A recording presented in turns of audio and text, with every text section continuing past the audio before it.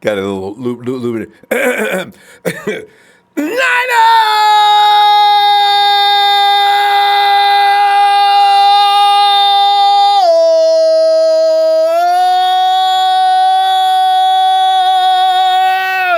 Fam, it's Monday night.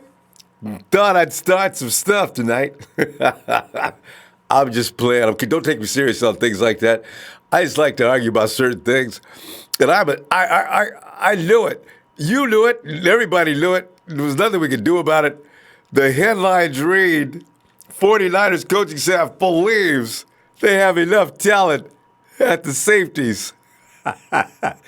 Trez, get up off the floor, man. I've been telling you for years this team is fine in the safety area. Oh, man. Hey, fam, you know what? I got to tell you, though.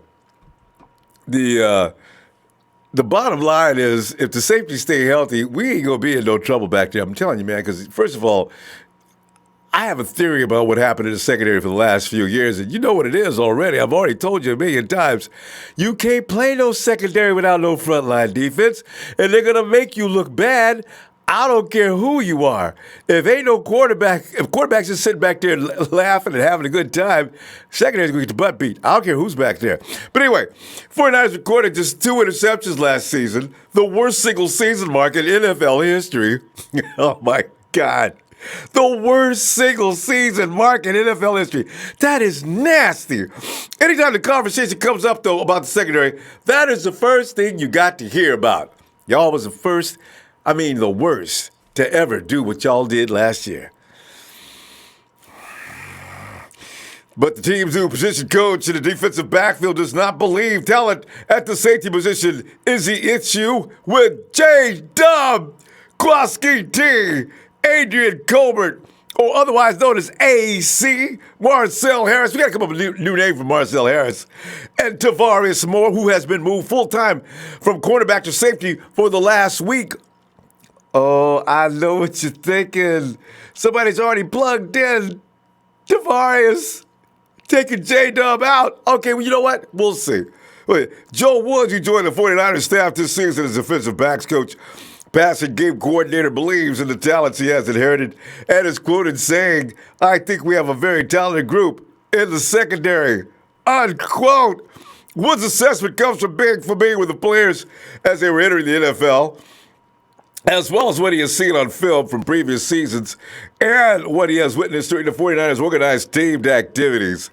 Ward and Tartt were lining up with the first-team defense before Ward sustained a fractured collarbone in practice on that fateful day of May 23rd. And on that disastrous day, Robert Saleh describes what happened, saying, "It was a ball over the middle. I don't know if he necessarily dove as much as maybe getting a little bit tangled up. It was a very unfortunate thing.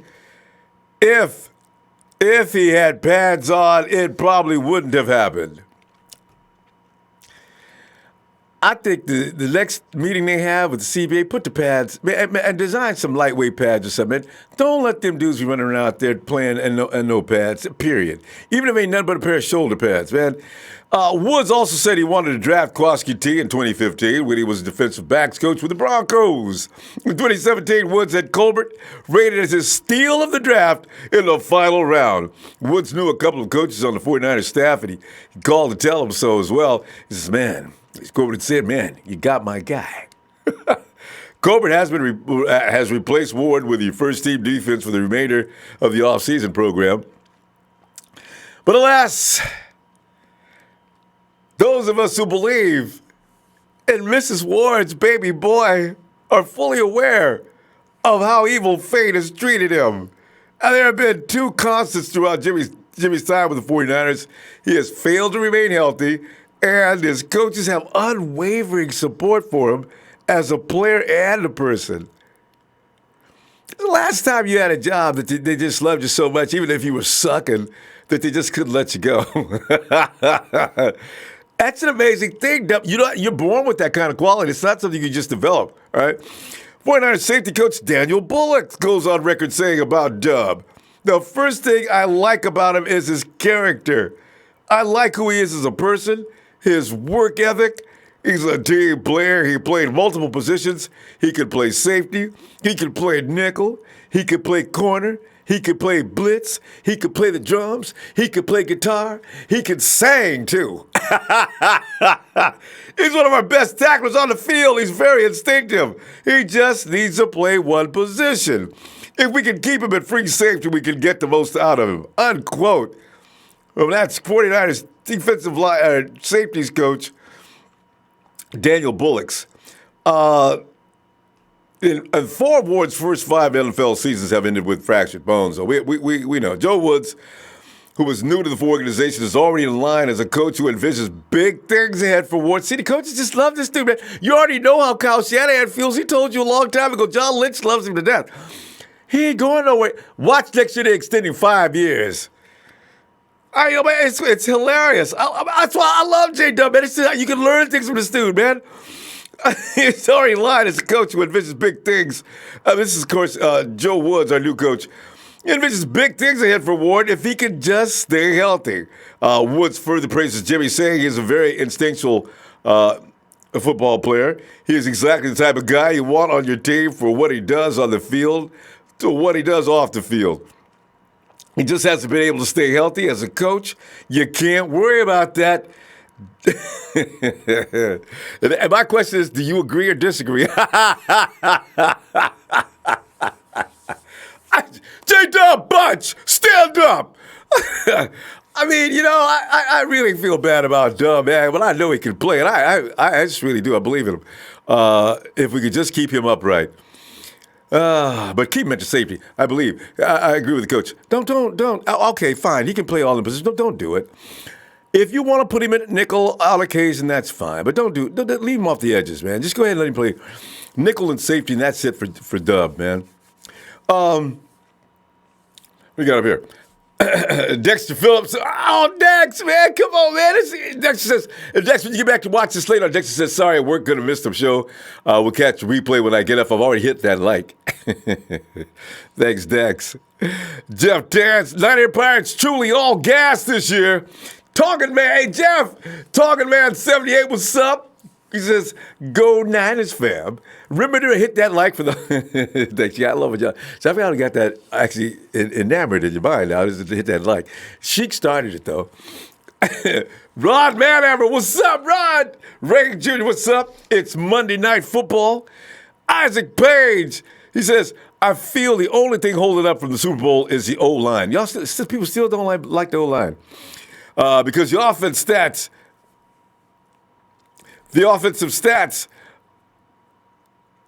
with the line. Okay. Yeah, I assure you, the offensive line is not going to be the problem this year. No. In fact, I've gone on record several times. You can hold me accountable later on. I've said something. Your offensive line needs time to gel. You continue to put in new pieces in the offensive line, it's a treadmilling effect. You're not going anywhere. But you get an offensive line, and these guys are not untalented like some people seem to think. You get that offensive line together for 1 to 2 to 3 years, and next year, you're going to see something good this year from that offensive line. Provided, of course, you can take... Weston Richburg does worry me. I ain't lying, boy. But you know what? We got guys. We got a couple of guys who can play center. They've been with the 49ers for a couple of years. It's time within a system that you're looking at as a failure. You're not looking at the players in particular, because one offensive line, there's a small difference between a lot of different offensive linemen. But what you got to get is continuity, and these guys have got to work together. They got to know when he's going to hem, I'm going to ha. When he goes left, I'm going to go right. When he goes back, I'm going to go up. These are the things that have to be gotten in order. Not all about removing personnel every week.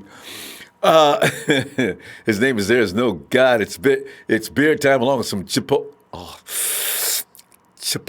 chicken. And listen, I'm coming over. Forget about this.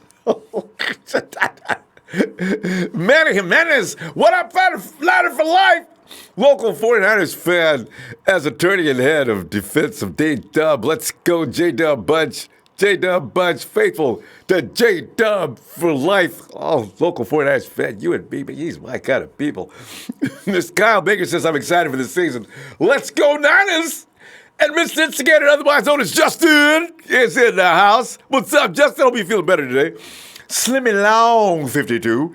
We're getting a little closer. Daniel Serrano! Hit that like only Ronbo can make me stop watching the dog. Production put some things up there knowing I'm going to read right through it.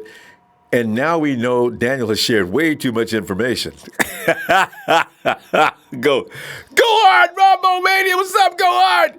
Kenny Powers says we need to start winning some games. Amen to that, Kenny Powers. Andy Nunez. What up, Ronbo? Hey, what's up, Danny? Empire Strikes Back. 49ers Raw. It's Ronbo. I love it.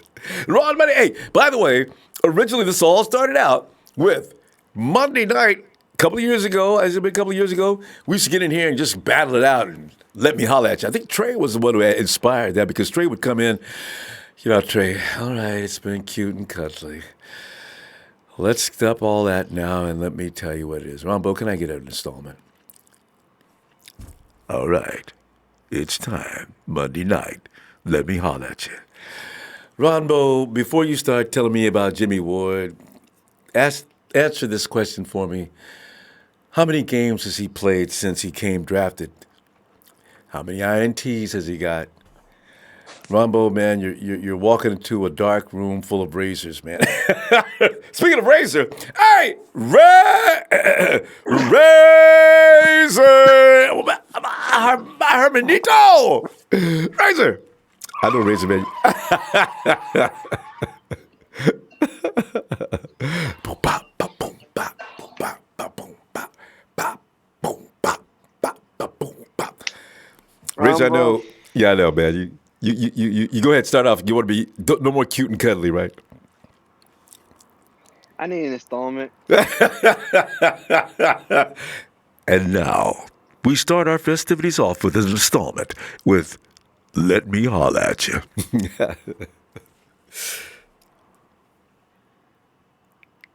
Ronbo, I'm coming after you. I knew it. I know you're faking it. I know you don't like Jay, though. There's nothing to like about that man. I mean, you say he can play all this and that. It don't matter because he's okay at it. When he's healthy, he's okay. He's not like Earl Thomas where like he can break his leg back-to-back years and get that fat contract. He's not that type where like, for example, like those top players that get hurt and the next year you really need them back. No, he is not that. He's not worth $8 million. He is if he not. came back or not, huh? Razor says if he came back or not, it wouldn't matter to him.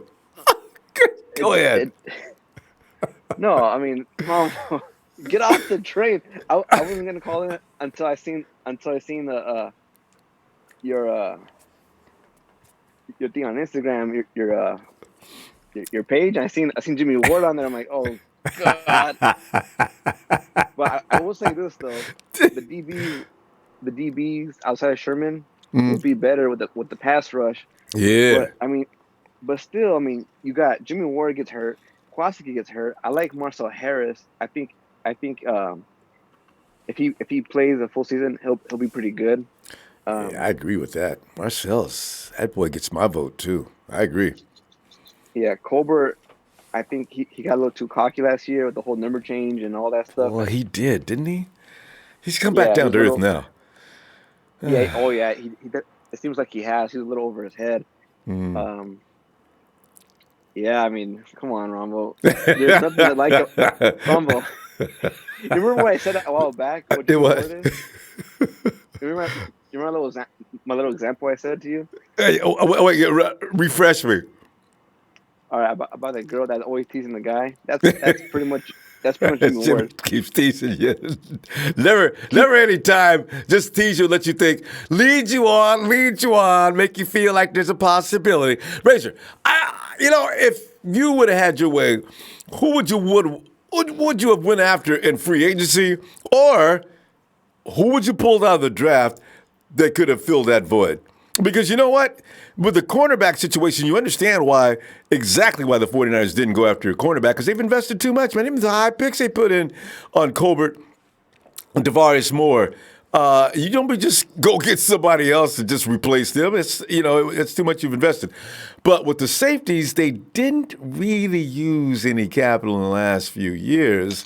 So maybe, there may be some justification behind the anger.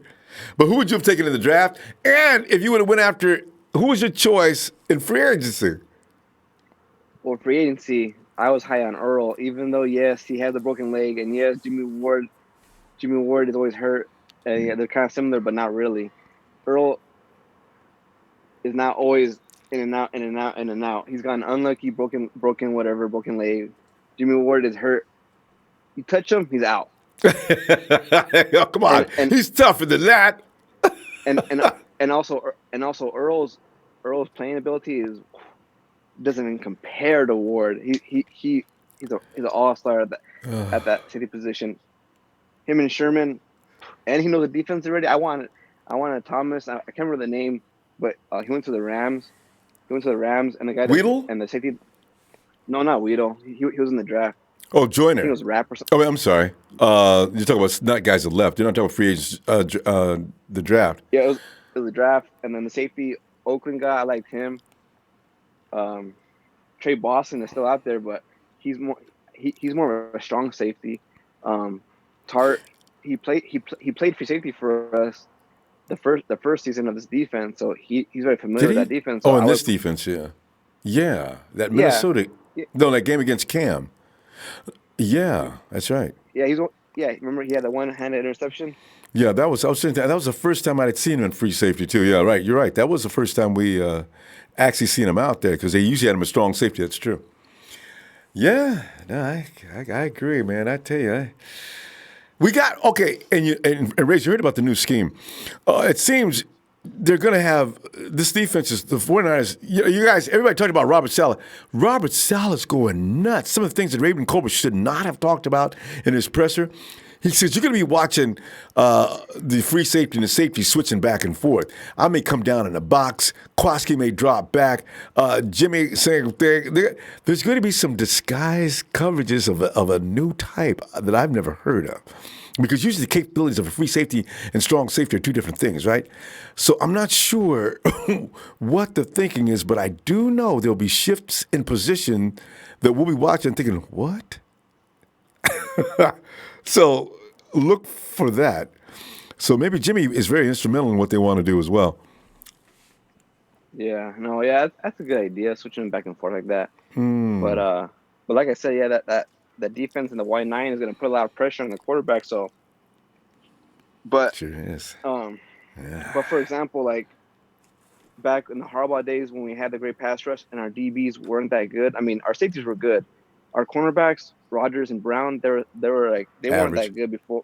Yeah, they're average. So that defense made them a lot better. That's pretty much what you'll see. I mean, I'm not comparing the defenses back because Bosa hasn't done anything yet. But yeah, I mean, Sherman's going to be a lot better this year. He's healthier anyway. Yeah, whoever plays opposite him will obviously be better. But the safety is a huge concern because our safeties back then were better than they are now. And I mean, I feel like I'm being a dead horse. I'm going back and forth, but I mean, listen, Riggs, I'm telling you right now. I mean, Jimmie's been in this system now for a second year. Is it second? Yeah. And he missed a year, right? Third year. But he played a lot of corner in the beginning, right? Or second year? Anyway, Jimmie knows the system. People need to realize the difference in knowing a system and learning a system and what you're going to look like. I figure the coaches are thinking, well, I got them figured out.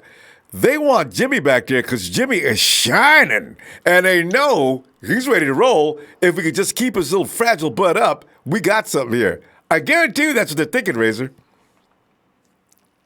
I don't know. We got to get over what happened before and look ahead. Things may have changed. They don't have to stay the same. I mean, I figure that's what's going on. Yeah. No, I mean, I guess they want to overspend in free agency, but they pay him $8 million. They want to draft anybody, but I mean, pay $5 million. I'm happy with it. $3 million guaranteed. Rachel, we gotta go though. I'm getting pressure from production. We gotta move because it's gonna get late. But Razor, telling you right now, man, get ready because we're gonna revisit this situation. And I'm telling you, my boy Dub is getting ready to make a splash. All right. All right. I'm out of here. All right, Razor. Wait, I'm waiting for the wheels because you know who else is waiting, don't you? Your favorite guy. Oh, little Freddie. Yeah, Freddie.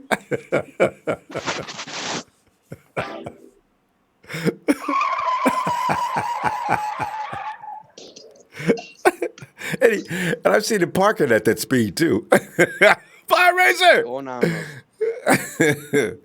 Hey, and Daniel Serrano's a Razor, the OG Tamalero. Hey. Oh yeah. Let me give him the holler. From down south, SEC, where they don't know nothing but hard-nosed defense. Let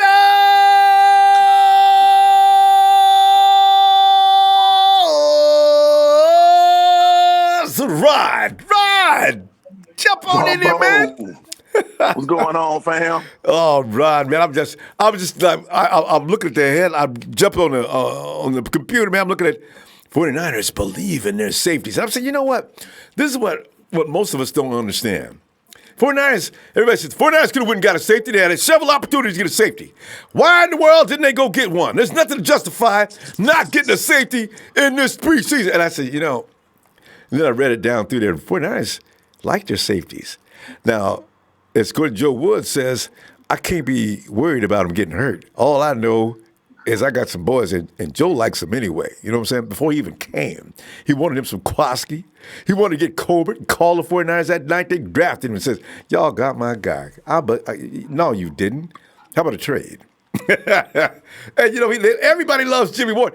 Rod, I believe if you and I and Jimmy was to hang out a week, boy, we probably love Jimmy too. They ought to have a TV show. Everybody, instead of Everybody Loves Raymond, everybody loves Jimmy. Hey, Ronbo. Yeah. That's my dude because he's from Alabama anyway. Oh, that's right, Rod. That's right. That's right. Rod's a Jimmy. Rob's a J-Dub bunch, remember? That's right. From down at home. Not to mention, Tartt from Alabama too. So yeah. Yeah. I'm gonna have to agree with your previous caller, man. I said it a long time ago, Ronbo, that I thought Tartt had free safety ability. Yeah. He done showed his flexibility. Man, I like Jimmie Ward, man. And don't get me wrong, he has potential. But he don't have the potential to stay healthy. Like, for real. That's a skill. It is a skill set. Can you stop getting hurt? Yeah. Man, look. You remember, I think you posted the video or Jimmy posted the video one, but you remember that video we was watching that was on Twitter? And I said, man, watching that film actually had me feeling kind of choked up. Because it's like, I believe that whole film, dog, that he put on there was his whole career. Jimmy? Yeah! It's like, he had to stop it because it wasn't no more film to show because he ain't been in that many games. You get Rod, he's got a highlight reel. I believe it's like 1:45, 1 minute and 45 seconds. So there's some truth to that. That's the one. Yeah. I posted that one. That's the one I posted up the other day on Twitter. It had me choked up. It was a good one. I ain't gonna tell no tale, dog. But it's like us 49er fans know. Look, it's a whole lot more that ain't on that film. I know. Look, bro. Let's keep it real, Ronbo. Look, we some true Niner fans, okay? Hey, that's the gospel truth. Skippy. Yeah, look, man. Definitely. I wish if my man could stay healthy, man, it'd be one thing. Yeah. But it's like I'm just tired of these type of injuries taking effect at a time where it looked like we just about to have some progression. Yeah, that's true. It just always come at the wrong time.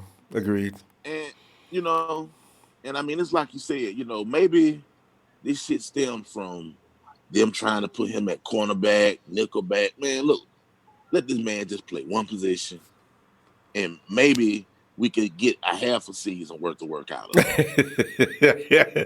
And preferably the second half of the season. If Jimmie will get hurt in week 2 or 3 and come on back by week 8 and finish the season. I like his style of play. It's even if somebody doesn't really appreciate him, his skill, when you watch Jimmie Ward, you always see him in the play, always in the play. Anything comes past the line of scrimmage, and a lot of times the line of scrimmage, Jimmie is on it. So that's why I realized, you know what? He gets a lot of flack for getting hurt, but that boy can play. So that's just it, Ronbo. I mean, the man plays the position like it's supposed to be played. Yeah. He's physical, but I think he's so physical that knocks himself out. He a disaster, man. He's just a disaster waiting to happen. I mean, I wish we could put some more size on him. I don't Jimmie. believe Jimmie. Ronbo. Who is that? You remember that? You remember that NBA draft? The guy that went before Kevin Durant, Greg Oden. Oh, and he's out of the league already. Yeah. Yeah. I'm thinking in terms of Greg Oden, man. Potential. When he's healthy, productive. Outside of that, man, it's like, dog, Ronbo, you and I could be getting that check from 49ers, dog. and giving the same amount of work. Right. I mean, I'm just keeping it real, dog. I love him. But, hey, Trent Baalke drafted him, dog. Hey, Rod, did you watch his career before he got drafted? Was he getting hurt? At Eastern Illinois? Yeah. He had an injury with that, I think it was that foot. Yeah, I remember he had a screw not yet removed out of his foot. Right. That made him miss part of his rookie year. Right. I mean, again, man, the brother plays the game like it's supposed to be played. But I feel like it's like a couple of those Alabama running backs, like your Trent Richardson, your the one that Green Bay had. I forgot the dude's name. Running back, but yeah. Even Carlos Hyde. We got lucky with Carlos that last couple of seasons, but that could happen again with Jimmie. Carlos found a way to stay on the field somehow. I tell you, man, I think it's like those guys, they end up putting so much mileage on their bodies in college that by the time they get to the pro level, the damage is done. You know what I'm saying? Yeah, it could be in some cases. Yeah, that's got to be true. I honestly think that's what it is, and I mean that's why I threw a name like Trent Richardson, because we know what he did as a back in Alabama. But boy could run. When he got to the pros, he just couldn't get it. He couldn't keep it going. Ah, man. So I think it's time for these guys to go ahead and start looking towards the future, though. I mean, yeah, and you're right, and I'm sure this is Jimmie's last shot. They're gonna finally. I could just see Lynch sitting him down now. You know, Jimmie, and this is not only just for me. This is for you too. Listen, I'm going to tell you the truth. I don't think football is a really safe thing for you today. You've got your whole life ahead of you, and I got a feeling something bad. These accidents you're having, I got a feeling that something bad could happen at some point. We're going to go ahead and tell you right now. We're going to go ahead and release you, and just take my advice on this. Let's get you in a coaching job or something like that, but. It's dangerous for you to play football. You're just not made for the NFL. Okay? And Jimmie probably get all pissed off. Look, I'm gonna go somewhere else to play. It's not a problem. Because he loves playing, Rod. He loves playing. I'm praying for him to make it this year. Me too, man. But I mean, I'm just, I got to use the instincts that God gave me. I just don't think it's gonna pan out. I do not. And I think this coaching staff is ridiculous to make plans around this dude, man. I mean, I'm a diehard 49er fan, and I'm gonna support whoever they put on the field. But dude, come on. Yeah. Take some performance enhancers or something. Take a chance. They'll test him and that. Oh my God, Rod, I tell you what. Rod, get on back. What days are you available to get in here? Sundays and Mondays, right? Yeah, well, I mean, actually, I'm off tomorrow. That's why I'll be on the phone. Oh, now. Good. We'll be back tomorrow because tomorrow the media's going to be out there, and we're going to talk about today's events. By the way, Okay. Big Show's got a message. He says, give my other brother, Rod, love from the Big Show. I'm officially a brother once Rod shows me some love. Rod, That's right. you've been, yeah. Well, see, that's where you go, Big Show. Big Show's, he's a very, he returns love when you got like that. So that's good, Rod. Everybody loves Big Show. We gonna form us a nation up in here. Well, I'm sorry, nation is a cuss word. No, it's we gonna not when you form talk us about an alliance. There you go. Yeah. Yeah. But I know we got to go. Let me just ask you one thing before I go, man. Go ahead. What you think about that prediction that Rod made when we was doing our draft? Somebody called and said, "What receiver should we go after?" Your boy said Debo was gonna be the one. Yeah. And that's right. It was on your draft. Rod called, and I'm calling for the dude ain't nobody talking about. The one that played with what's his name? God, I forgot about. Anyway, Debo's the guy, and Debo's getting lots of rave reviews from a lot of football people too. So yeah, Rod, you was on the money. Props. I think he gonna be Pierre Garçon. What Pierre Garçon was projected to be. I think he's gonna be that guy, man. I really do. Hey, let's hope he can stay healthy because he's gonna be definitely required to be physical. All right. Yeah. I'm gonna go ahead and I'll tell you what. I'm gonna look for you tomorrow. Okay. All right, baby. All right, Rod. Send me home, Dr. Yeah. Niners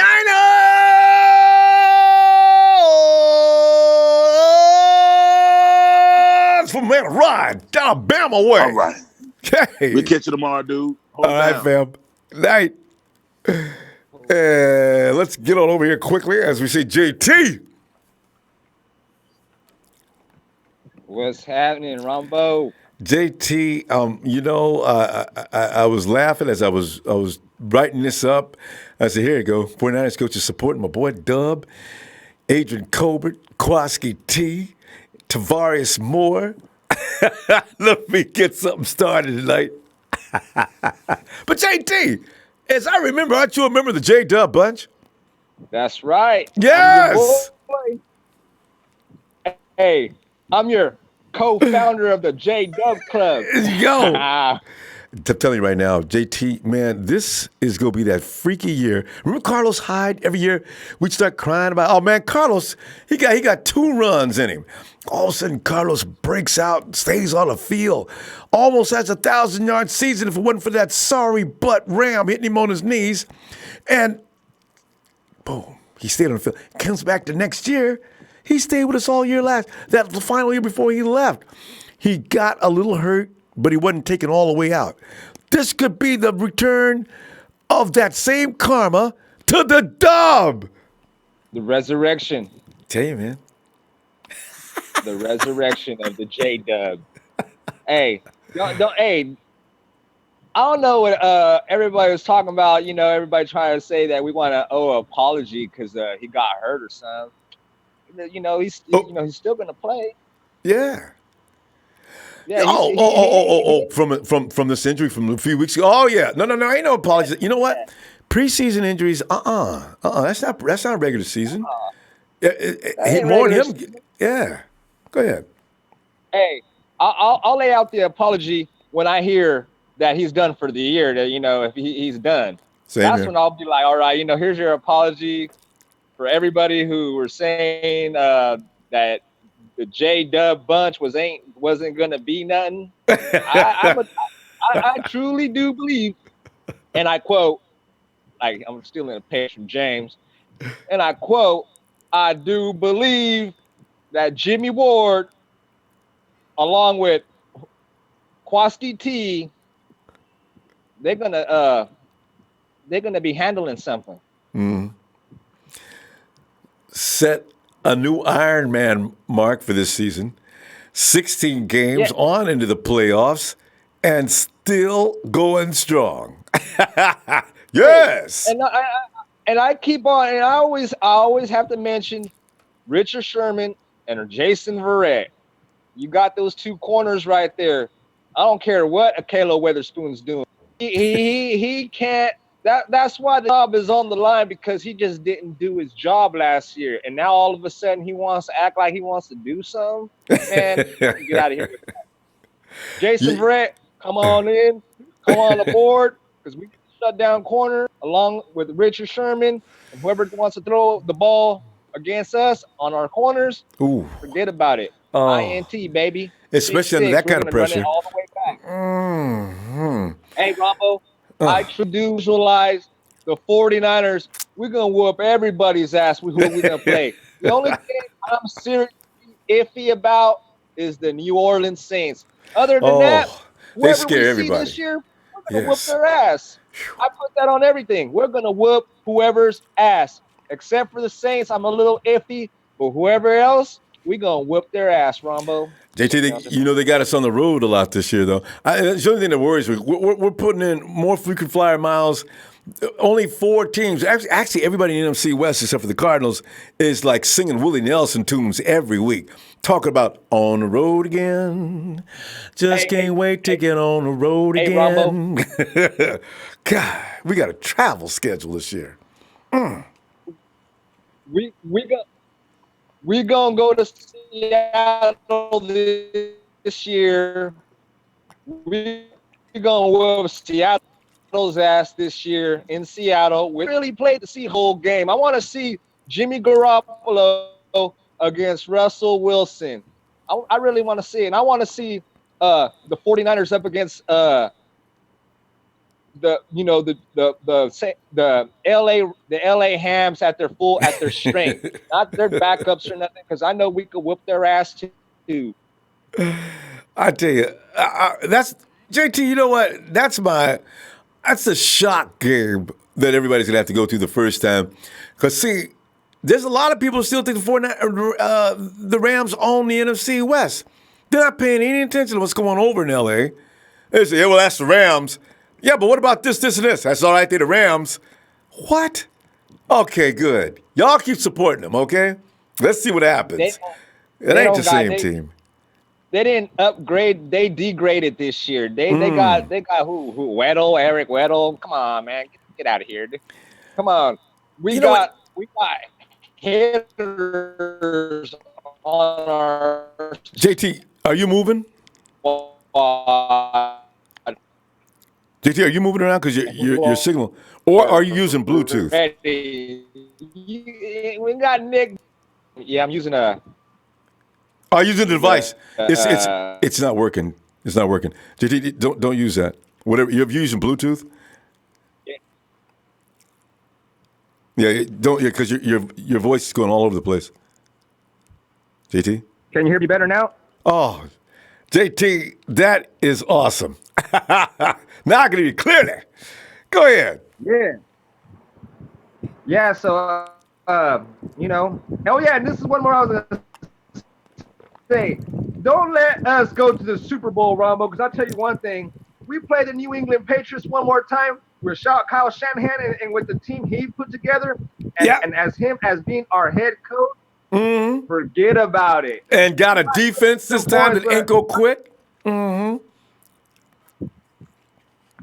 I think Kyle Shanahan ain't gonna put up as many points, but I do believe if we play against the New England Patriots, I don't know. I just think we're going to the Super Bowl this year. I really do. Ain't nothing wrong with thinking that.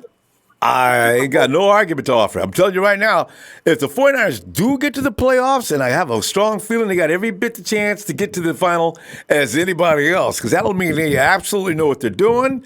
That means they got the rhythm down. That means everything's popping the way it's supposed to. And if you get Kyle Shanahan in that system, that's not what anybody wants. Not in the rest of them 31 teams. Nobody in the NFL wants to see the 49ers, especially a healthy 49er team, at the playoffs. Not to mention that we got that 3-headed monster in the backfield right there. I think that's the best running back tandem in the NFL right now. Triplets. I don't know if people want to see that we're a top triplets, 5. JT. We're a number one backfield today. JT, we got to go, though, because I came in too late, so we got folks waiting. So I'm going to go ahead and see you tomorrow, all right, after they get through practicing and the media go out there and tell us what's up. All right, Ronbo. Hey, my bad for the other night, man. I did fall asleep, man. I was hella We tired. love when you do that, JT. Make sure to leave your speaker on so we can hear you. Man, ain't nothing, boy, I love listening to people sleep. All right, Ronbo. All right, JT. Niner Empire. Have a good night, fam. Faithful, baby. Yes. All right. Oh, man. Hey, and let us go to, hey, here he comes. It's Justin.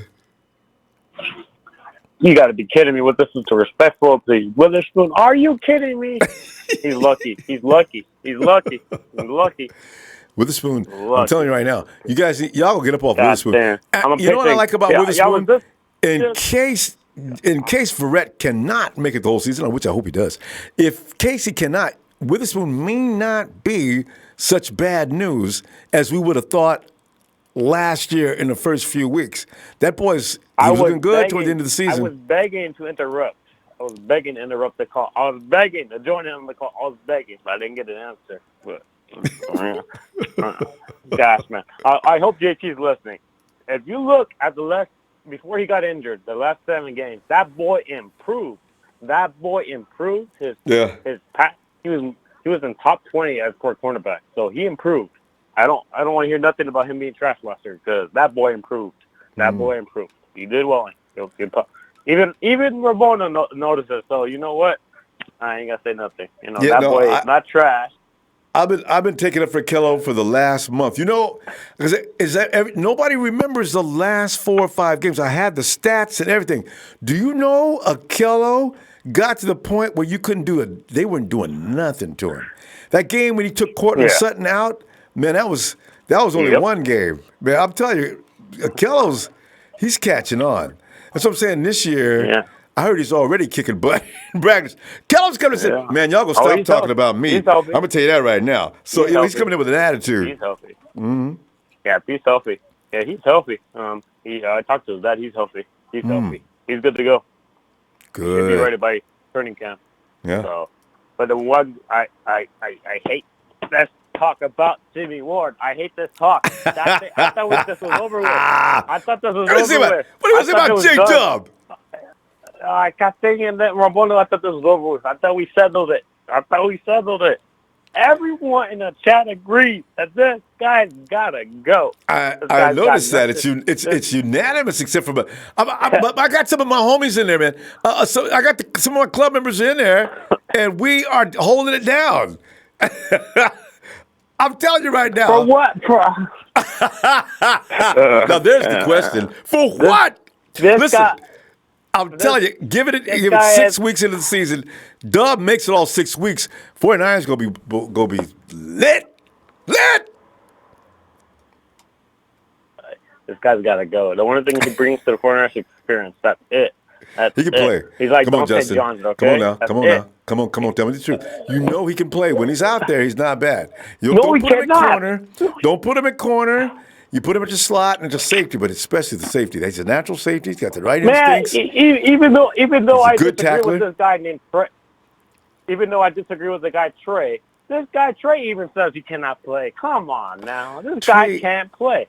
This guy cannot play. Trey just don't like Mrs. Ward's baby boy. I don't know why. Probably, maybe Jimmy owes him some money or something. I don't know. But, Trey is not looking at that objectively. He's looking at the dude from another dude's point of view. He's not looking at his skills on the field. Says it. Big Show even says, okay, we all agree that this guy's got to go. This guy has got to go. This guy's got to go. There's no Big point. Show says everybody's got to go. He's got about 4 or 5 players he supports. There's no point. Listen, let me give you an example. Signed Trey Boston at $4 million. Okay. $4 million, or went to Trey Boston. Trey Boston is an option. I don't have a problem with that. I do agree.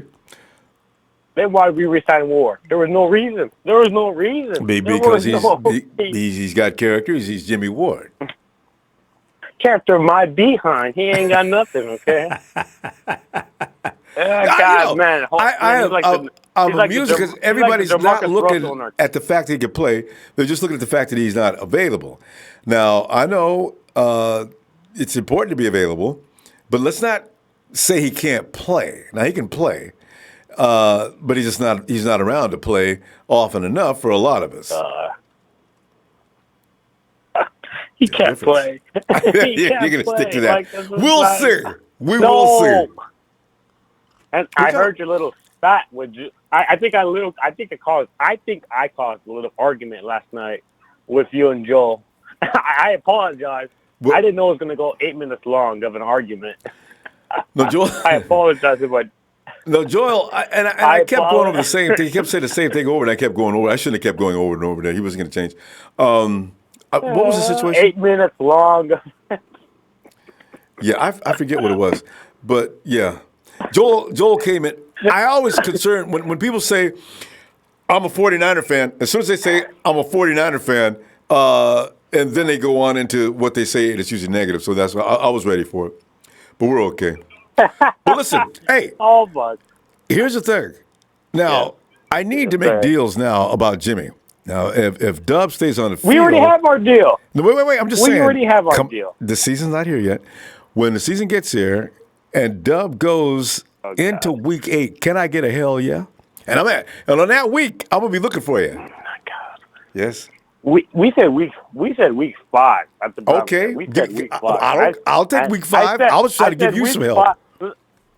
Yeah, I said week 5. I said week 5 because I'm gonna stick to what I get because it's recorded. Okay. Yeah. I'm not gonna go. I'm back on my word. So week 5, I get Ronbo. I'm gonna give you a hell yeah for J Dub. No, I said that. I said this, and I will repeat the bargain. A jersey. Week 5, without an injury, I will buy a Jimmie Ward jersey, and I said we could do a charity. We could do like a giveaway or something like that. You could do a giveaway on your channel. I like that idea. Yeah. So Dub only has to get to week 5. All right. Just stand up here, man. But if so, I want real quick because we got to go. Jimmie Ward does not make it. I will still do a giveaway. I'll figure out what jersey to get. On behalf of the but that's a bargain. That's a bargain. Our O-line needs help, though. All right. Our O-line needs help. Okay. I don't think so. I think they need. Yes, it does. What I think they need is for everybody to wait a minute and watch what happens next. Anyway, Justin, I'm gonna see you tomorrow. All right. Yes, sir. Hey, are you going live on Wednesday? Because I will be at the Center franchise on Wednesday. Yeah, well, you know what? I will be there. Are they? Oh, stay the franchise. I'll get back to you tomorrow about that. I don't know. Because State of the Franchise is something everybody wants to watch, especially me. So we might be watching that. All right. Anyway, just to talk about it tomorrow, all right? Got to go now, fam. Yes, sir. Yes, sir. Just to get her out with a sore throat. Yes, indeed. Honey and lemon time. All right, Justin. Oh, God. He's going to make it? Yeah. And we get it on in there. Dre. Ronbo, what's good, bro? Oh, Dre, I'm in here standing up for my boy. I mean, that's just how I roll. You know what I'm saying? I mean, I'm a Dub man. I'm a fan. I ain't gonna let him down. If anybody say, I be arguing people on the social media. I mean, ain't nobody confronted me on the streets yet. I get in here, people. You know how they be. Boy, Razor started me off with a head whooping. So Dub. I got to stand up. For him. Love that dude, man. I mean, bro, I'm so fucking sick of these big fucking babies complaining about Jimmie Ward. I mean, there's other shit to be talking about. Bleacher Report just came out with an article today saying that we have the third best, the third ranked tight end receiving core in the league, below the Eagles and below the Colts. I mean, that's something very positive to be talking about. Ooh, I gotta go check that out. Guys are still talking about fucking Jimmie Ward. You know what I mean? There's just another article. There's just another article written saying that the Rams overstepped their boundaries as far as money by extending what's the running back's name, Todd Gurley, because they knew he had arthritis in his knee since 2017. Wait, Dre, did you say they knew he had it? They knew this motherfucker had arthritis in his knee, and since he came in second in the MVP rate votes to Tom Brady, they still decided to get that man $44 million guaranteed. And look how it's playing out. Boy, probably ain't gonna be healthy until Man, he might. I wouldn't be surprised if this man comes in and if they start him too early, man, he might fuck around and retire early. You know what I'm saying? So With these that are all guaranteed good money things and to all. be talking about. Yeah, these are all good things to be talking about instead of people talking about Jimmie Ward. And the last caller, bro, I'm sorry to say, you sound dumb. Do you know what a kilo Witherspoon fucking PFF is? It was 44.9. Do you know what that is? Poor. On the rating scale, it was poor, 44.9. Jason Verrett, even though he's had injuries, man, look, we ain't worried about the injuries, bro. He's never had a PFF below 85.1. That's in the top 10 percentile of all. That's in the top 10 percentile of all cornerbacks in the fucking league. Like, it's just some of the shit I hear is just stupid. I mean, Kilo Weatherspoon, a 44.9 PFF. You're saying don't talk about him, that he's going to start over Red if he's healthy, bro. Come on, man. Where did you see that though? Did you see that on? I saw something yesterday. A Kilo Weatherspoon's PFF is 44.9, bro. Okay, so last year was 44.9, Ronbo.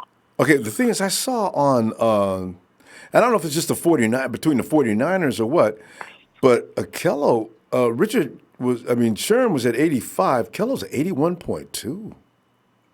I don't know what website you looking on. If you go to Google and you type in PFF, the first option is Pro Football National America. You know, I know which page you went to. Look down the page. And man, I don't know what point in the season. To the top result. The top result is the top result is probably the most visited and the most credible, man. Kilo Weatherspoon is not no. All I'm saying is, toward the end of the season, I think he may have picked his percentages up. Do you know? Toward the end of the season, and they probably do a PFF for those last couple of games. But when you average it out over the whole season, man, the shit is 44.9, bro. Yeah. Yes, there's a PFF for every game played. Yeah, you get a PFF for every game played. Yeah, but and when you add it up, it averages out to 44.9 over the whole season, bro. That's horrible, bro. But Drake, that is horrible. That is horrible, no doubt about it. But listen, I got to tell you, you watch him against Arizona. I'm not Arizona, but watch him against the Broncos. Couple of games going toward the end. It's the Broncos. They didn't have no quarterback. Come on. But here's what I'm saying. He started turning his head. I'm seeing a difference in technique. He's got a better coach now. I look for Kello to look a little different than he did last year. I want to see him more like he looked when he was a rookie. Because remember, when he was a rookie. I'm a diehard Niners fan. Yes, when he was a rookie, he was balling, bro. I'm just saying, I'm not going to defend the Kello Weatherspoon against a guy who the lowest PFF he's ever had was 85.1. I'm just not. No. I'm with you now. Now I fully agree. Let Verrett play. Yeah, Verrett's go play. Yeah, man. But bro, Verrett's worries me like Jimmie Ward, though. Hopefully he can stay on the field. And if he can't, man, I'm just tired. You got to kill him. I'm just tired of hearing about. Like everybody wants to fucking complain. Like we're still talking about Earl Thomas. Like, bro, he's a fucking Raven. This man broke his fucking left leg in 2017, 2018. Played five games, came back and broke the right one. Bruh, eat some vitamin C, drink some milk, get some calcium. Bro, we don't need that, bruh. We definitely don't need that, bruh. And we ain't paying no 34. What did he get from the Ravens? 34 million? I don't know. And the same man, with Eric Berry. And Drake, can you understand people asking for Eric Berry as well? Berry ain't played as many games as Achilles and came back from cancer. I mean, and he hasn't played as many games as Jimmie. Yeah. So. Yeah, he looked like shit. Gronkowski abused that man in that game, bro. I mean, come on, bro. Let's just talk about this other shit that's going on besides for Jimmie Ward and people complaining about shit that's not going to happen. Shut the fuck up. Let's play with the guys that we have, bro, and let's support the team that we have, bro. Look at all the good shit that's happened. Like, I'm tired of the complaining, bro. Yes. Yeah, man. Like, I'm tired of the complaining, bro. When Jimmie Ward is healthy and he's out there playing in the correct position, the boy can play, bro. I mean, he just can't stay healthy. That's it. That's it. And another thing, bro, we should be happy. We should be happy to hear that Tavarius Moore moved back to his natural position. This is a guy who was an interception monster in college. I think this dude had 9 interceptions over 2 years starting. Oh, yeah. I mean, he was an interception machine, and he runs a 4.3, and he's 6'2". He runs a 4.3. That's something to be happy about. Y'all complaining? Like, shut up. I'm tired of it. I'm just tired of hearing about it. It'll never stop. Dre, we go pause, fam. Dre, let me see tomorrow after we get through it with the media gives us support on the day. Yeah.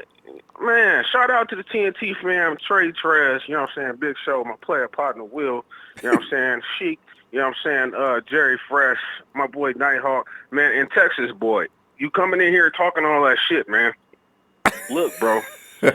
Come and talk about football. We tired of hearing you slander our team, bro. This is an open discussion. If you're gonna make a credible argument for all of that, the 49ers loves women beaters and trying to talk shit about Cap and all of this other shit, man. Look, bro, we ain't about that in this chat, bro. Come with credible arguments or shut up and get the fuck out of our chat, bro. We'll be keeping an eye on that. That's definitely not going to be tolerated. Boy, okay, you sucker.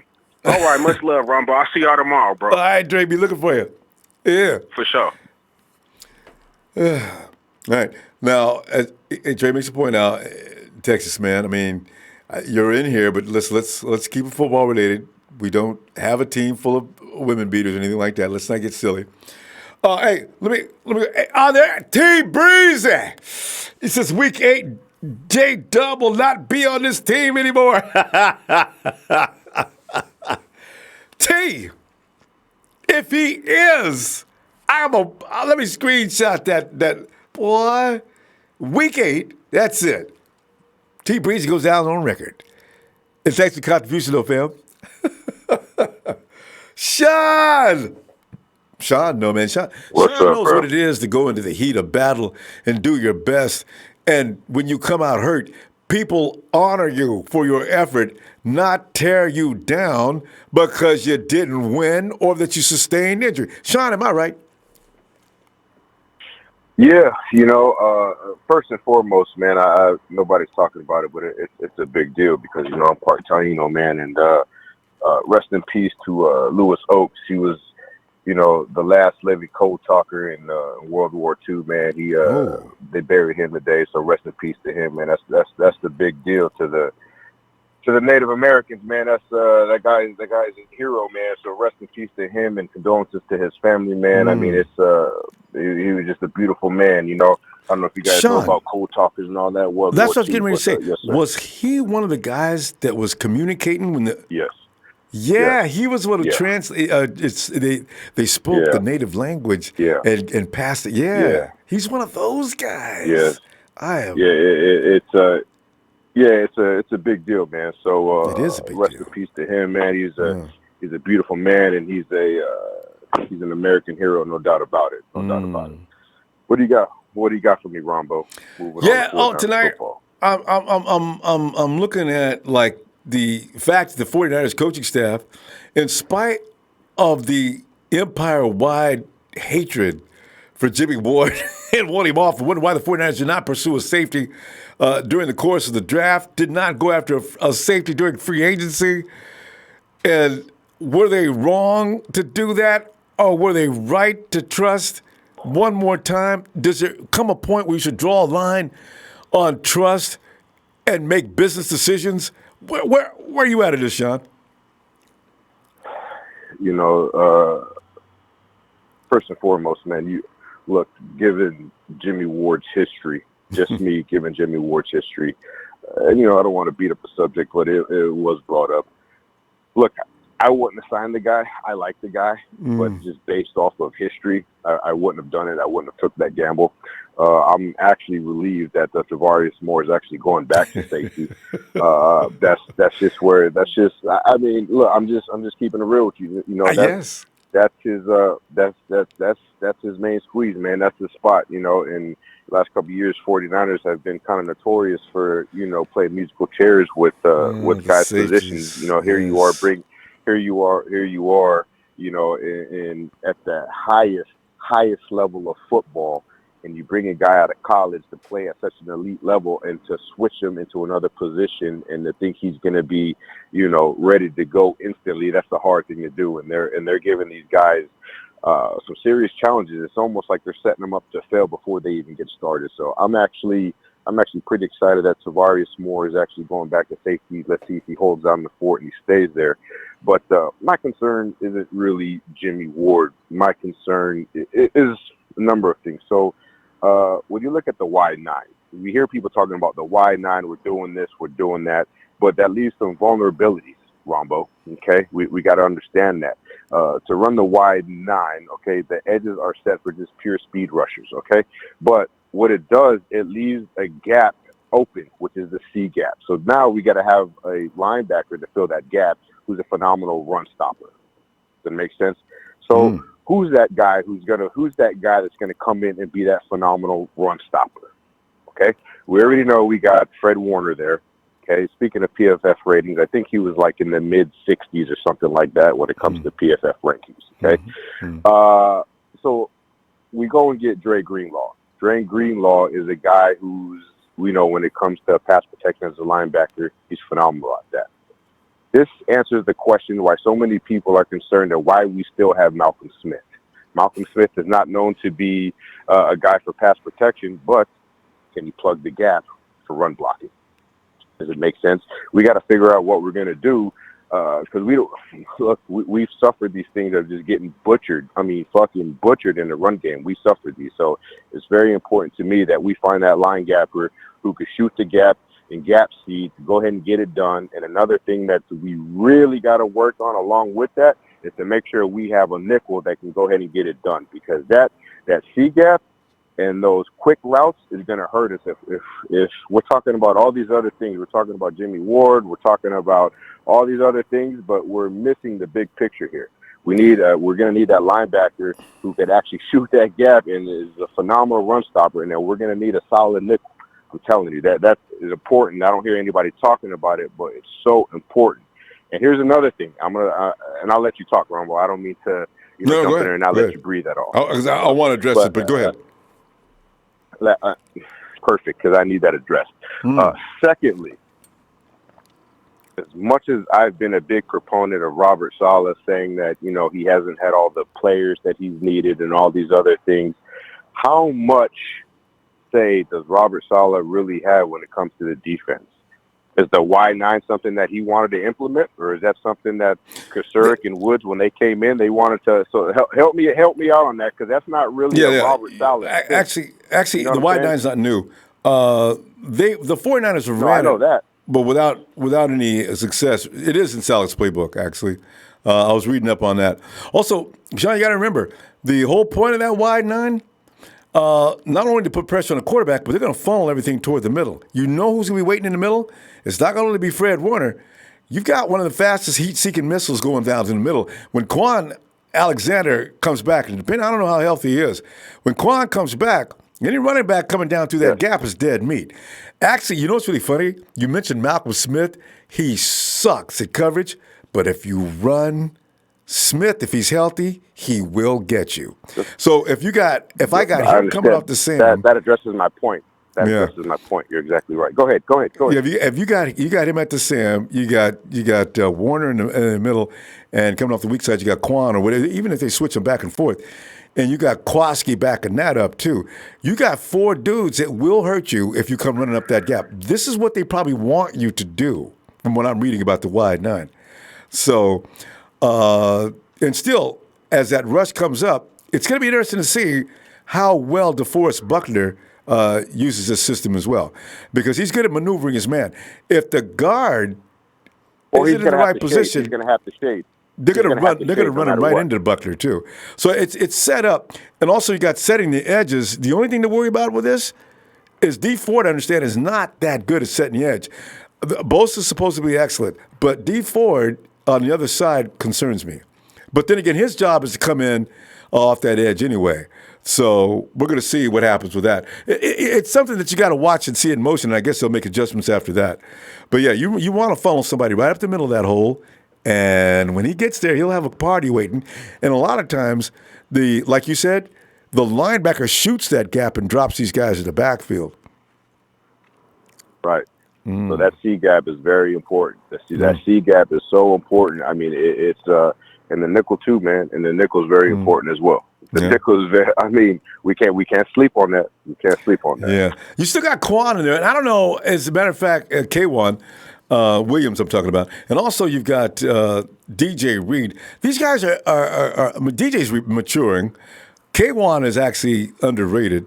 So I'm not really worried about him as far as the slot goes. But as I mentioned, you've got some real hardcore run stoppers right there in the middle between Kwon, Jaquiski, Maceo, Marcell Harris. I'm seeing. I don't think they're going to be hurting for that. So we'll see what Kwon looks like when he comes back. If he's Kwon Alexander, what you want is for him to try to get into that gap. When they run sideways is when you got to worry. So, yeah. Well, the thing about Kwon Alexander, I mean, he's a sideline guy. He could pretty much do it all. That's why they pay that type of money for a guy with the ACL, because they believe he can do all of those things more than just shoot the gap. That makes sense. So he can drop back into coverage. There's a lot of different things he could do. So that's part of the reason why. Watch his highlights, though. Watch his highlight. This guy gets sacks. How many times our linebackers get sacks last year? I think Warner get one once? Anyway, Kwon's highlight reel has him doing that more than once or twice. So I figure he's been involved in this kind of defense as well. So he's quick. Here's another thing, and I'm gonna jump off here. Right. A lot of the issues that we've had on defense, you guys got to remember is that Fred Warner was the mic. We had a rookie on the mic. Yep. So you can best believe 4 out of 10 plays he was calling the wrong play. Does that make sense? Yeah, that's a good percentage for a rookie. I mean, we can't forget about that. We had Fred Warner as the mic. Yeah. You know what I mean? So he's going to have some better understanding. He's going to be coached up a little bit more. He's going to be a little bit mature. So we're going to do some good things this year. There you go. Yes, sir. All right. Yes, sir. Sean, always a pleasure, fam. Tell you what, I'm going to be back tomorrow. See what they look like in practice. We'll find out more about that. All right? Yes, sir. And once again, rest in peace to Lewis Oaks. Yeah. Over and out. Over and out, fam. Night, Sean. All right. Yes, sir. Yeah. And there is Daniel, SF49's fan, 5249. This is breaking news.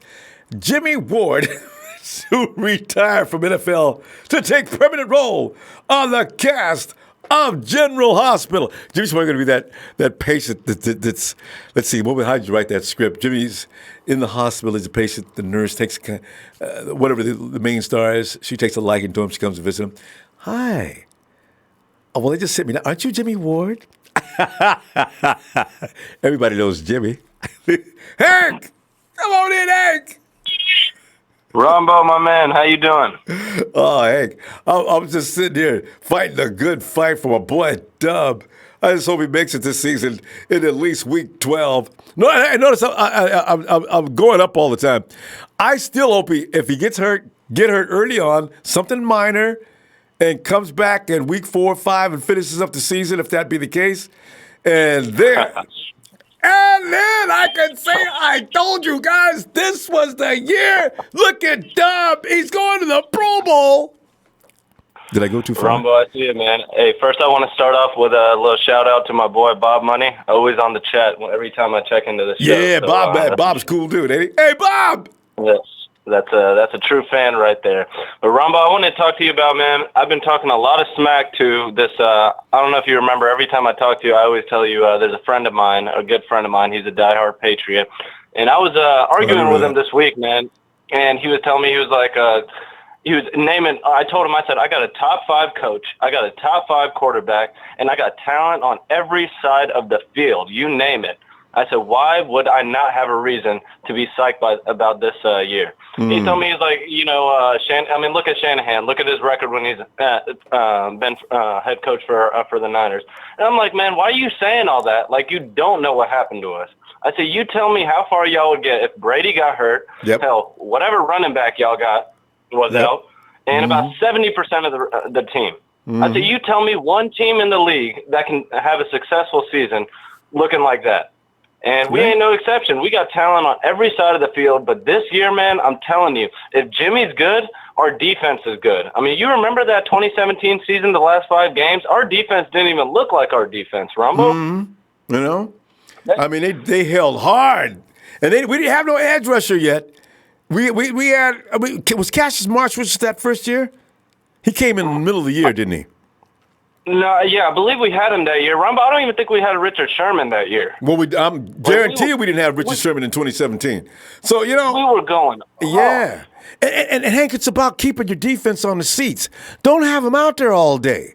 And then they can be more effective. See? And that's what the problem has been for the last year in particular. That offense got to stay out there.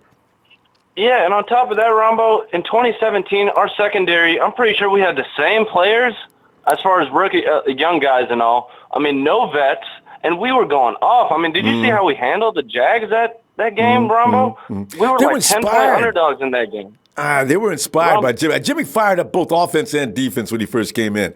Everybody felt safe. They just started playing all up over their head. That's why I said, remember Akello in that year. Okay, he had a sophomore slump.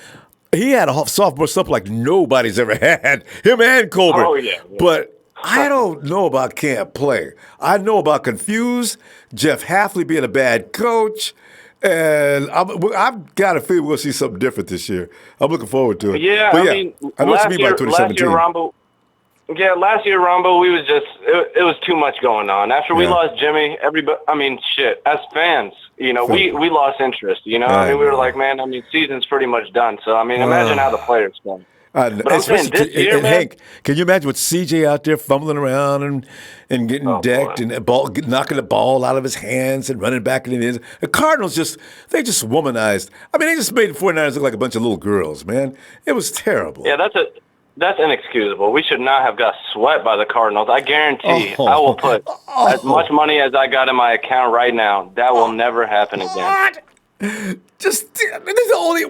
only won 3 games all year. We were 2 of them. Oh, yeah. Oh, God. Honestly, I didn't even know that, Ronbo. I didn't pay attention to on that much. That's very sad. But honestly, you know what, CJ Beathard, buddy. I mean, honestly, I like you, but yeah, you might got to go. I mean, because Nick Mullins, man, that's our backup right there. Yeah. Shit. Honestly, if Jimmy gets hurt for a game or 2, I am fully comfortable with Nick Mullins being our quarterback. Especially with the weapons he's going to have now. And as compared to what he had last year, get it, man. My man was accurate last year, Ronbo. I mean, I'm talking about when he beat the Seahawks. I was watching that game live, and I was like, man, this is like a little young Jimmy G in here. Ain't he? Good instincts. Well, actually, him and Jimmy G. Jimmy ain't that old yet, but the thing is, his instincts, his reads. I mean, he's got it. This guy, he's going to be good. In 2 seasons, Jimmy does need to be concerned. It's going to be like Brady. When Jimmy was over in Boston, it's going to be like Brady worried about Jimmy. So, listen, I think we ought to just let ahead get him out of here. I'm not retiring. I'm 100% fine with that, Rombo. Someone to make Jimmy turn his neck the way Brady was doing when Jimmy was behind him. Absolutely. I'm 100% backing that up. But I'm telling you, Rombo, I mean, this upcoming season, man, I'm telling you, even Nick as our quarterback, I mean, I wouldn't go out saying right now I want him as my full-time quarterback. Jimmy's my guy, man. I'm telling you, this guy's put more interest in the 49ers just by signing with him, man. And I'm telling you, I do not see – I don't know if you remember this, but on your last video, I think my comment was one of the last ones you read, and I told you about my I put a new bet down.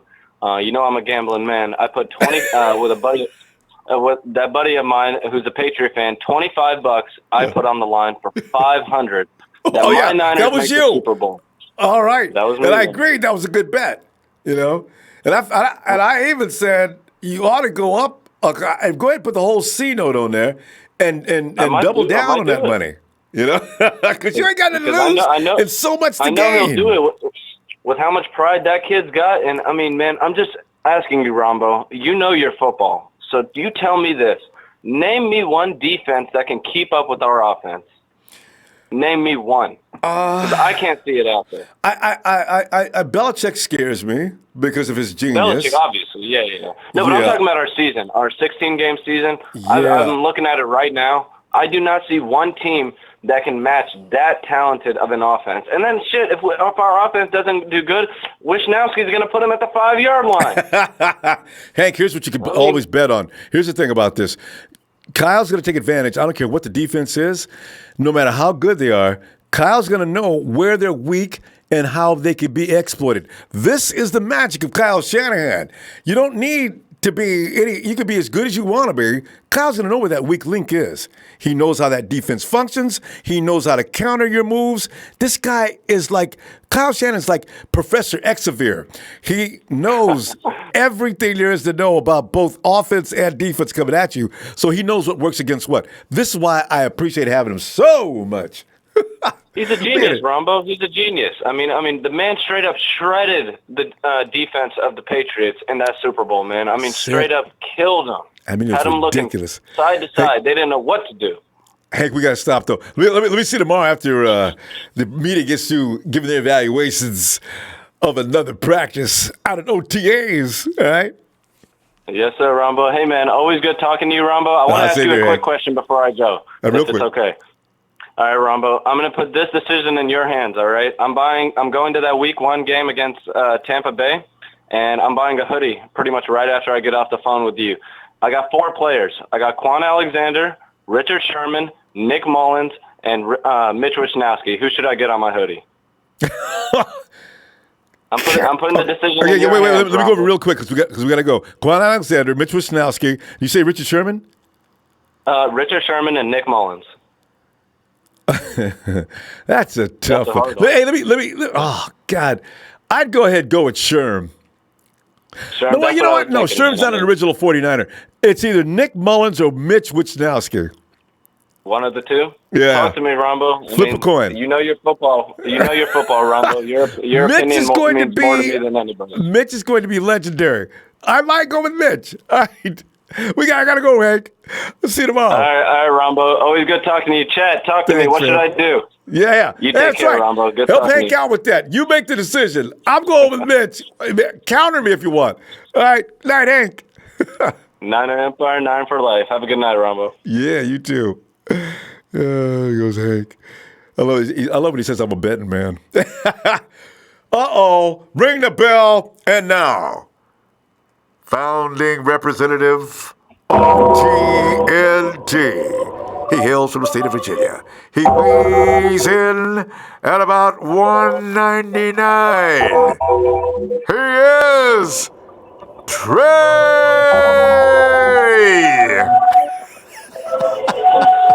We're going to be done with cute and cuddly now, Jack. Oh, I'm about to get it. Oh, this is going to be bad. Finally. And I do mean finally. Brother Ronbo, what's going on here, man? I miss you, Trey. This is why I come up with such a matter like this, because I know that's going to draw you out. Trez, Brother Trez has already made some comments over here on the chat. And it has been cuddly. So cuddly. It has been warm, and it has been nice. Ooh. Let's get to some house cleaning real quick. Brother Ronbo, I don't know if we ever made the full announcement, but we want to make sure that Brother Will knows that he is a full-fledged member of TNT, okay? We want to make sure that he knows that. Talk to the brothers. Want to make sure that he knows that. So, I thought he acknowledged that last time. I know. I believe. We acknowledged it, but I don't know if we ever gave him the announcement. Because the reason why I say that is Will definitely is down, but we got one quick announcement. We usually don't do rookies, Ronbo, but we really like what this guy brings to the table, and we just want to shout out Jerry Fresh. Jerry Fresh! We would like to extend a rookie, first time ever, the offer to be down with TNT, because we only want people that bring facts in the heat. Get back to us on that, Jerry. Let us know, man. We'd be honored to have you. Now, Ronbo, fake news. Can we get to some fake news real quick, Ronbo? Oh, my God. Yes, of course. Oh, no. Oh, no. So, I hear that the club is making a comeback. We closed the casket. We held the service. Whoa. We never closed. We had a sign hanging outside. We're open 24 hours. But you stuck your hand through the dirt like a buried alive match back in the Attitude Era, and I don't like that at all. Rising up. Shout out to everybody that know what that's about. They know. Only a few people know. Here's the problem. Here's the problem, though. Here's the real problem with all of that, Ronbo. I would rather have Dante Johnson back on my team than I would rather have Jimmie Ward. Oh, that's extreme, isn't it? Oh, my God. But Dante Johnson has a more recent interception than Jimmie Ward does. Do the numbers. Do a little digging. Dante Johnson has made a play. I think he's played for another team. Came back. Us. Check the numbers. This is why J-Dub, I got to, because I keep hearing the name. I'm like, let me go a little deeper because I got to bring out stats that make things look ridiculous. But he went to another team. So hold on, he got cut for poor performance, went to another team, came back, and still has made an interception more recently than J-Dub. Wait a minute, wait. We need to go to Enlighten me on Dante Johnson has an interception? Okay, Where? so Dante Johnson actually had an interception in 2017. And I think people will remember that because I think he took it to the house. The only play he made. You meant that one, pass, okay. Yeah, I do mean. I mean that one. We're talking about I thought there's been one Jimmie since he Ward. left San Francisco. Jimmie Ward, on the other hand, hasn't had an interception since 2016, a.k.a. Barack Obama. We're just gonna keep. We're gonna leave it there. I know you go through the administration joke. I do that all the time myself. You got that from me. No, no, because but we're charging Jimmie Ward with being a thief and a fraud, and we need to see evidence in Niner court. So if you don't mind, Ronbo, I'd like you an need an installment. Right? And now we continue with Monday Night Raw. It's tradition here on Ronbo Sports with Let Me Holla At You. A lot of money has been spent, no plays made. A lot of opportunity has been given, no plays made. A lot of players have been overlooked, no plays made. Ronbo, let me say this. This is for the J-Dub bunch, and I need you guys to answer this for me, for TNT, for everybody. A lot of you are hypocrites, and let me tell you why. You didn't want Earl Thomas. Now, I live in Virginia. I hear Earl Thomas is flying around Ravens camp, making plays, calling out the defense, already a leader in the secondary. Where's Jimmie Ward? He's in the hospital. Or maybe Where he's is at he? home. I think he's at home. Where is he? But you didn't want Earl Thomas because he was injury prone. No. You guys decided. No. You got me mixed up with James. I wanted Earl. Injury prone. No, you didn't want Earl because he was injury prone. But then you form a club for the most injury prone person. The hypocrisy is sickening. It made me want to throw up, and I had to call it. James, I mean, Trey, can I guys have the floor just a second? I just want to clear something up. You're being charged in Niner court with hypocrisy and ridiculousness. How do you plead, Ronbo? How do you plead? I plead not guilty. I'm not going to have Buford T. Cheatham. Listen. Round up your lawyers and the rest of your team. This J-Dub, you have 24 hours or however long, maybe till Friday, to get your brief together. But I want to know, you are being charged with not making plays, supporting a thief, a fraud. You're being charged with extortion because at this point, we're giving you money. We're giving you money, and it's not because we want to. We're being forced to pay you, and you're not giving us what we need. It's extortion. You're being extorted by Jimmie Ward. How do you plead, Ronbo? I'm sticking with my not guilty plea, and I am going to contact my lawyer, Buford T., and we'll get back to you. Right now, I should be out on bail. Let's move on to some good news. All right. I will say this, Ronbo. All right. Positionless football is what we will do. Our packages are going to be crazy this year. Just remember this, Ronbo. We will go from spread to 3-by-1 to 21 personnel to 11 personnel with the same people on the field in a no-huddle offense. You will see it. In a no-huddle offense. Hand signals. That's all they go have.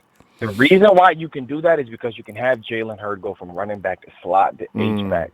The reason why you can do that is because you can have Deebo Samuels go from inside to outside and Pettis go from outside to inside. You can split, Juszczyk out from backfield to the split out all the way into the wide. So really what we need to see right now, Ronbo, is what can these rookies handle. I feel like if these rookies come in, digest the playbook on offense. Here's the one problem. It was addressed earlier. We're going to get out of here. But I need you to answer me this. You're confident in our offensive line? Yeah, no, I am. And as I said before. Did you know? I need Weston Richburg to be healthy. Now, that's my only problem. Everything else, they'll be fine. Did you know that we were top 10 in run blocking, Ronbo? Well, we were ranked absolutely 22nd, which is bottom third in pass protection, Ronbo, because Mike Person and Weston Richburg are terrible. Well, yeah. You can't have a center that's banged up like that, letting that But no wide amount of open time A is gonna gap just fix being get trash, blasted. Ronbo. Huh? No amount of time is going to fix being trash. We brought in Ben Garland, but he's old. I don't You know know? with the center position. I wish we would have addressed the offensive line because Jimmie. Oh. Go ahead. No, go ahead. I just don't know what they're going to do about Western Richburg. I do know that playbook was dumbed down a little bit and it was not utilized completely. Now, if that be the case, your offensive line becomes, in Kyle Shanahan's offense, it becomes I just less. remember the Minnesota game. Don't you remember Jimmie throwing 3 picks in the Minnesota game because of the pressure that was in his face? Well, yeah, but the thing is, that was the beginning of learning the playbook. It's like Kyle said in his presser last week. People think we should just go and pick up where we left off in the season before. It doesn't work like that. I got new personnel out there. Ronbo, That's why I want that offensive line not to keep switching back and forth. Bearing down in his face. A lot of short arm throws with Sheldon Richardson in his face, Ronbo. And that's what I saw. I saw Mike Person getting beat. I saw Richburg getting beat.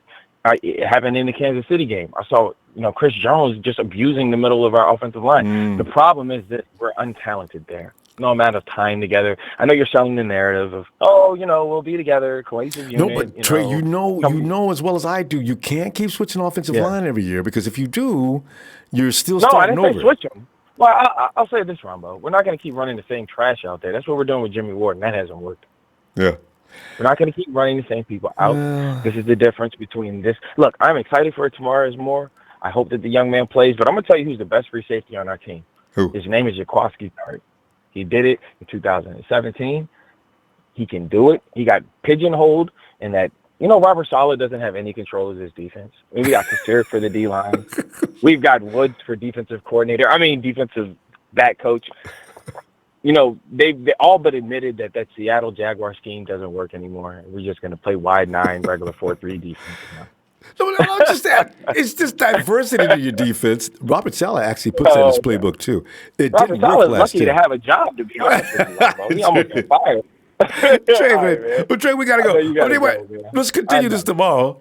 And right where we left off with taking Robert Saleh apart. I do need the J-Dub Club. I need the J-Dub Club to answer the charges. It's of fraudulently, bright, and still up. You didn't want Earl Thomas because he was injury prone. That's but not the guy true. That you have a whole club about. You got me confused with James. I never said anything about that. I was on that. I was no, definitely I'm saying there are certain members. You're not the only member of the J-Dub Club.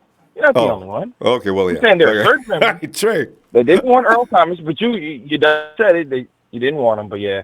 Shout out to everybody. Shout out to TNT. Shout out to the newest member, Jerry Fresh, if you're rolling with us. Shout out to Will. Shout out to Michael Rapina. Shout out to Big Show. Shout out to Trez. Shout out to Dre. And everybody else, man. We really appreciate you, Ronbo. Shout out to you. Hit that like, man. Thanks, man. A lot more like. Get it up. Thanks, Trey. I'll see you tomorrow, Phil. There it is. I knew that would bring Trey out. Mr. Instigator says this. He says that's exactly my point. Our O-line needs help. And in fact, I'm going to be able to prove my point. I'm pretty sure. There's one thing about moving play. I will go along with the fact that I am concerned about Weston Richburg, who actually used to be a good center until all of a sudden he got real tender and easy to beat up. That is a problem. Mike Person, I actually don't worry about Mike Person.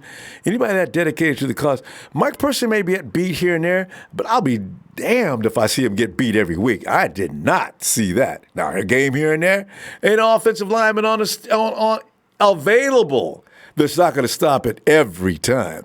But Person works hard. I like him. Hey, Phil.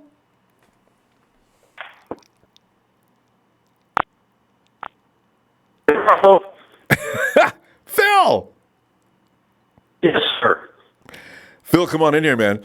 I'm in here. I'm hunkered down in this foxhole. I got your back on Jimmie Ward. Is that right? I'm dodging. I'm keeping my. All you see is I put my helmet up. They shot it, so I'm staying down in the dirt to keep out of firing range. And keep these guys for free jerseys. Phil, say it again. All right. Your signal's like a little bit like this today. For free jerseys. Free jerseys, you know it's gonna be funny. I can never collect. Big Show still owes me a whole wardrobe of shirts, and I'm gonna go ahead and throw Dub out there too and see if I can collect some of his apparel. See what happens. Hey, what I wanted to comment on was, no matter who we put back there at safety, they're going to be better than they were last year. Well, see, that's the bottom. Number one, we're going to have a pass rush. And it makes all the difference in the world. Yep. Number two, we got linebackers that can cover now with speed. They can take a deeper drop. That helps the safeties out. That's right. Then you've got two corners. If Verdad is healthy, we've got two Pro Bowl corners. Absolutely. Hello, that's going to help. I'm knowing and we've all got this. better coaching. We've And replaced the coaches, so no there it more is. finger pointing. Right there. I don't want to see guys they'll be all on the confused. same page. Yeah. See, Phil, that's what you're saying is this is the truth, that if you're not going to single out players that you don't like, you notice what's really, really going on. Did that secondary look like they were in sync last year, Phil? You just pointed it out. Jeff Hafley knows no more about lining up his players and getting them ready for a game. Shoot. Let me think of something. That was part of the problem. You saw Kim those guys. Kardashian. They're all pointing at each other. What are you doing? Where are you going? Nobody knew what they're doing. See, and they couldn't fire Jeff in the middle of the season. This But I'm call sure is John being Lynch was not recorded. amused by Kello and Kwon and everybody else pointing at each other, wondering what the hell you're supposed to be doing. If by week 7 and 8, and they were still doing that, I'm done looking at the players. Get me that coach. Put him on the phone. The hell's going on with your team? You know? And so you notice what happened, Phil. He's down at Ohio State ruining their program now. I love it. Well, anyway, the other comment I want to make is the wide nine. Only play it on passing. You're not going to play the wide nine on first down. Yeah, that's you only true. bring that in when it's second and long or third and long. Yeah. So chances of a run coming at you are reduced. It's going to be slim to none. Mm-hmm. And also, if they do decide to exploit that by running it, that's suicide. Because if you don't hit the edges and you come running up the middle, you're going to get your boy hurt. It's almost effective on that as well. So, you're right. You only run it on certain downs. You're not going to run that every down. And the 49ers are going to be in the wide nine set up all the time anyway. That's true.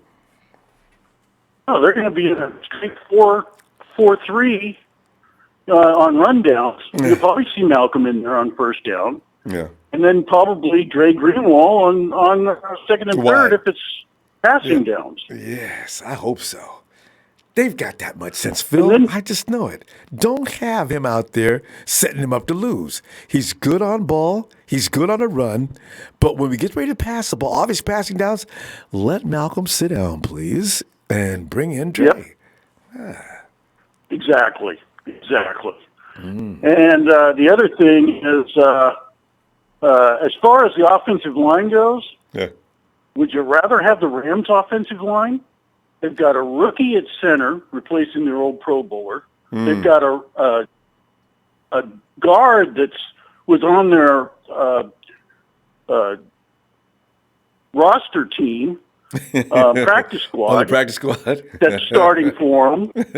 Their right tackle was one of their worst linemen, and their left tackle wanted to retire, but he came back just to give it one more shot. So, and they've got a running back with arthritis that can't run. See? Phil, why is it that they keep claiming the Rams still have a stranglehold on the NFC West? I do not understand. Where's that rationale coming from? What? Well, how is that? I think some people are starting to wake up to it, but it just drives me crazy though, because the Rams lost a lot and way too much. We talk about if we get injured here or injured there. What if Aaron Donald went down for the Rams? Game over. Year over. Game over. Yeah. Exactly. And Talib, how much time is Talib going to put in next year? We're talking about the 49ers having injury problems. Talib's missing more and more games every year. Next year, I wonder how long he lasts. So it's... Yeah, and they got Whittle at safety now. He's an old man. Yeah. I mean, You can beat him out on many plays. How long are these guys going to last? So, that's what happens. I'm not worried about the Rams. I'm not. I'm not. I'm more worried about the Cardinals. And I think our offensive line, I think Richburg was banged up last year. It showed. Oh, badly. If he's healthy this year, I think he's going to be a good center. Peterson is going to be fine. Tomlinson, fine. You got the 2 tackles. Have you heard anything on Anthony Davis? Nah, he's been released. He's on the roster. No, he's been released. 49ers gave him official release. I believe it was last week or the week before. They just recently did that. All right. Yeah, they're done with Anthony. Right. So, yeah. I think that was to happen, but yeah, Anthony's he's a head case, Phil, and he's only coming back because he needs some money. I got a feeling. Phil, we're gonna go. I'm gonna look for you tomorrow. All right, man. We're gonna get a rundown on what's going on in camp. I got you back for Jimmy, and I want one of those Phil. jerseys if you. I'm sorry, I missed that last part. No, I got your back on Jimmie Ward, and if you win a bunch of those jerseys, I want one. Well, yeah, of course I'm willing to share. Phil! All right, man. Take care. You too. Have a great night. Bye. Bye. There's a man who looks at the whole picture and diagnoses it without bias. I know what you said, Ronbo.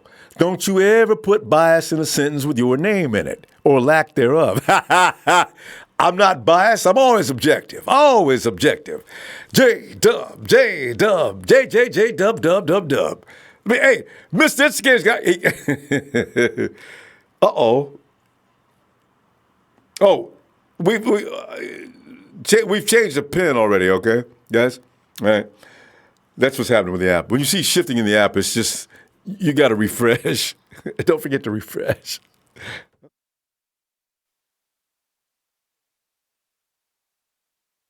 Put me back on. I misunderstood. Actually, we're about to close the shop is why you're not getting in. And by the way, Justin, you were getting ready to come back in here. I'm glad we cut it down. Lewis! Oh, Ronbo. What's up, Ronbo? Ronbo, today is... Lewis is going to go to work on me. I can tell Lewis is getting ready to go to work on me right now. Before I can even say it, do it all right, Lewis. Lewis said, Ronbo. Okay, fine. Yeah. No, Ronbo, today, for real, today, Ronbo, today is one of the greatest days of my life. I just married my longtime best friend. Wow! We got married earlier this morning. So, I wanted to tell you because I knew you'd be happy for us. And, yeah, congratulations. My wife, Brianna, I love you, so I'm excited, man. Yeah, so, but Ronbo. Yeah. Let's get back to business. Niner Empire. Yeah. Golden red, so I'm cold and dead. I got a hot take, Ronbo. Okay. It's hot. We're always ready for those. Simmering. Hot. I honestly think the Niners should trade for Patrick Peterson. And you're probably saying, well, why is that? And I literally, every time, I work midnights, right? I work from midnight to 9 in the morning. And on my way to work, I always listen to your whole show like it was a podcast. So, but I was watching your show, I was thinking, and, I was listening to all the callers and stuff, but it just hit me. Patrick Peterson, now, so the trade value for Patrick Peterson, I'm going to give you these reasons, and you can just let me know what you think. So Patrick Peterson, his trade value got diminished even more. Why? Because he's suspended for 6 games, right? So that also that helps for anybody trying to trade for him. Also, too, he's in the final 2 years of his contract, so obviously he's going to be wanting to get paid big next. Whoever grabs him is going to take the risk of having to resign him. But if we resign him this year and we'll have him up for next year, they already paid off his signing bonus, so we're just going to have to pay the flat sum, which is $11 million per year. Now, I honestly think that the stars have aligned for the 49ers to grab Patrick Peterson. And why? Well, I say that to say this. Ronbo, the first 6 games, we don't need Pat Pete. Because the first 6 games, the toughest 2 opponents that we're going to face are the Rams and the Browns. But I feel like the best case scenario, we can beat the Bengals. I feel like we can beat the Steelers and we can beat the Buccaneers. And then we could beat the Redskins. After the Redskins game, he'll come back, he'll start activities or whatever he could come back after game 6, which is Redskins. Mm-hmm. And we can use him for the long stretch, right? So that means we won't lose him to injury, and he'll be the freshest guy with the freshest legs in that locker room come week 7, game time when we play against the Panthers. And we can use him for that long stretch in the back end against the Seahawks twice, against the Rams at home, against the Saints, against the Ravens. So I'm thinking, like, dude, like, if we somehow able to trade him with the D-line depth, and I feel like Richburg should be on the trading block because he doesn't do anything anyways, and they need some O-line help to help that little midget boy and whatever his name is. I totally forgot his name. He was the first pick. Anyways, doesn't matter. Anyways, yeah, the quarterback that they drafted. I forgot his name. It doesn't matter because I only you said cornerback. So quarterback. What's his name? I forgot his name. You on whose team? Pig, Rombo. Come on, man. Wait, on whose team For you the talking Cardinals. about? Kyler Murray. Kyler Murray. What's it? Kyler Murray, yeah. They're going to need help for him because he's going to be scrabbling for the rest of his life. So, anyways, whether you want to throw in Armstead or you want to swap him out, Solomon Thomas, either one, the depth, I'm just saying, or a pick, too, if you want to give him like a piece or a pick. I'm just saying, like, I think the trade value has diminished because he is suspended. But, like, I'm looking at teams who, the schedules aren't as hard like ours. Like, the best scenario we can go is 4-2 if we lose against the Rams and I would say the Browns. But I'm pretty positive we can beat the other teams. Or the worst case scenario is 3-3 because I know for a fact we're not going to lose against the Redskins, the Tampa Bay Buccaneers, and the damn Bengals. Like that's just disgusting if we do. So what I'm saying is we can use them for that back end against the good teams. And I don't know. To me, that's what I'm just thinking. Like, damn, if we ended up pulling this off, or if, we end up trading him for, let me ask you a question, though. How soon are you going to make that deal? I mean, you need to make that deal right now, then, right? Right, you would. You would have to. Yeah, because Patrick's going to have to get some. He's going to have to come in and learn what's going on with the defense. So you can't. Right, but see, the thing, Ronbo, is Patrick's been in our division his entire career. So looking at Seattle all his life and now the Niners, I don't think it would be too hard for him to pick it up. But you're right. Like, I would say, listen, the first 2 weeks he can extend his vacation. Week 3, I think you come in, start getting conditioned, and start training, and then you can't do activities. You're suspended. So even if he wanted to learn the playbook, he would have to do that on his own, or find somebody that is not with the 49ers that knows the defense, and he would have to go train with that person. Well, Sherman, away from the organization. Richard Sherman, he'll be over there in a heartbeat trying to show him what to do. And you know what? Oh yeah, most definitely. At this level, exactly. At this level of their careers, it ain't going to take long for him to get it. So yeah. Right, absolutely. But my thing is so then you're like, well, people are like, well, what about Jason Verrett? Well, like, absolutely. Jason Verrett, you slide him into slot. So you have slot, then you have 2 guys on the outside. I mean, you're talking about probably one of the best DB tandems in the league right now at the moment. And you got Verrett for a deal. Yeah. Yeah, you got Verrett for a deal, for a prove-it deal. So, I mean, to me, that was just like, man, Pat Pete, with Sherman, and then you have not Kwon, you have Jason Verrett in, slot. Then you got Bosa, DeForest, and Buckner. Like, I don't know, Ronbo. I was just thinking, like, damn, if we could pull this off or somehow not give up too much key pieces or too many draft picks, and try to acquire Pat Pete. Hey, I don't know, man. How old is Peterson? Peterson's only 28. He'll be 29 in July, which is coming up. So start of this season, he'll be 29. Third but we'll get him round in his pick. prime years. Yeah, I'd give him a third round pick. Yeah, I say a third round pick and maybe an offensive lineman. I'm telling you, Rombo. Yeah, you know what? You probably don't need to give him an offensive line. They'll probably take that third round pick because Patrick Peterson, I understand somebody's been rubbed in the front office the wrong way anyway. If somebody calls and makes a deal for him, they could probably not have a lot of trouble getting him. You give him a third round pick, they'd probably just delighted. I think so too. Like, I don't know if the fans wanted to give up a third round pick because we're already losing the second round pick. But you're absolutely right. That's but I'm thinking like, listen, Ronbo, I forgot about that. Yeah, no, yeah. But no, listen though, Ronbo, listen though. It's kind of like exactly what Toronto did. If Kawhi Leonard leaves, they're pretty much back to rebuilding. But it's kind of like, well, it's not as bad for us. But if we'll have Pat Pete for 2 years instead of 1 year. But I'm saying, like, if we make the playoffs, do you know, like, John Lynch would look like a genius, and the whole 49er fan base would be like, damn, that's a smart move. Like, we anchored down on defense, got better at cornerback, and therefore, we have one of the easily top 5 defense. Louis, the other thing you got to be concerned with, you know what? There's a thing, right now where they've got to actually budget between now and next year. They got a couple of contracts. They got George Kittle coming up and DeForest Buckner. Neither one of those guys are leaving under no circumstances. So I got a 49ers going to get real frugal with the cash between now and next year. So if Peterson were to come in and say, I need lots of money, they're going to say, well, you got to go. We ain't paying you a lot of money. Because, you know, I just looking ahead like that, these are the blue chips players like that are going to be risky.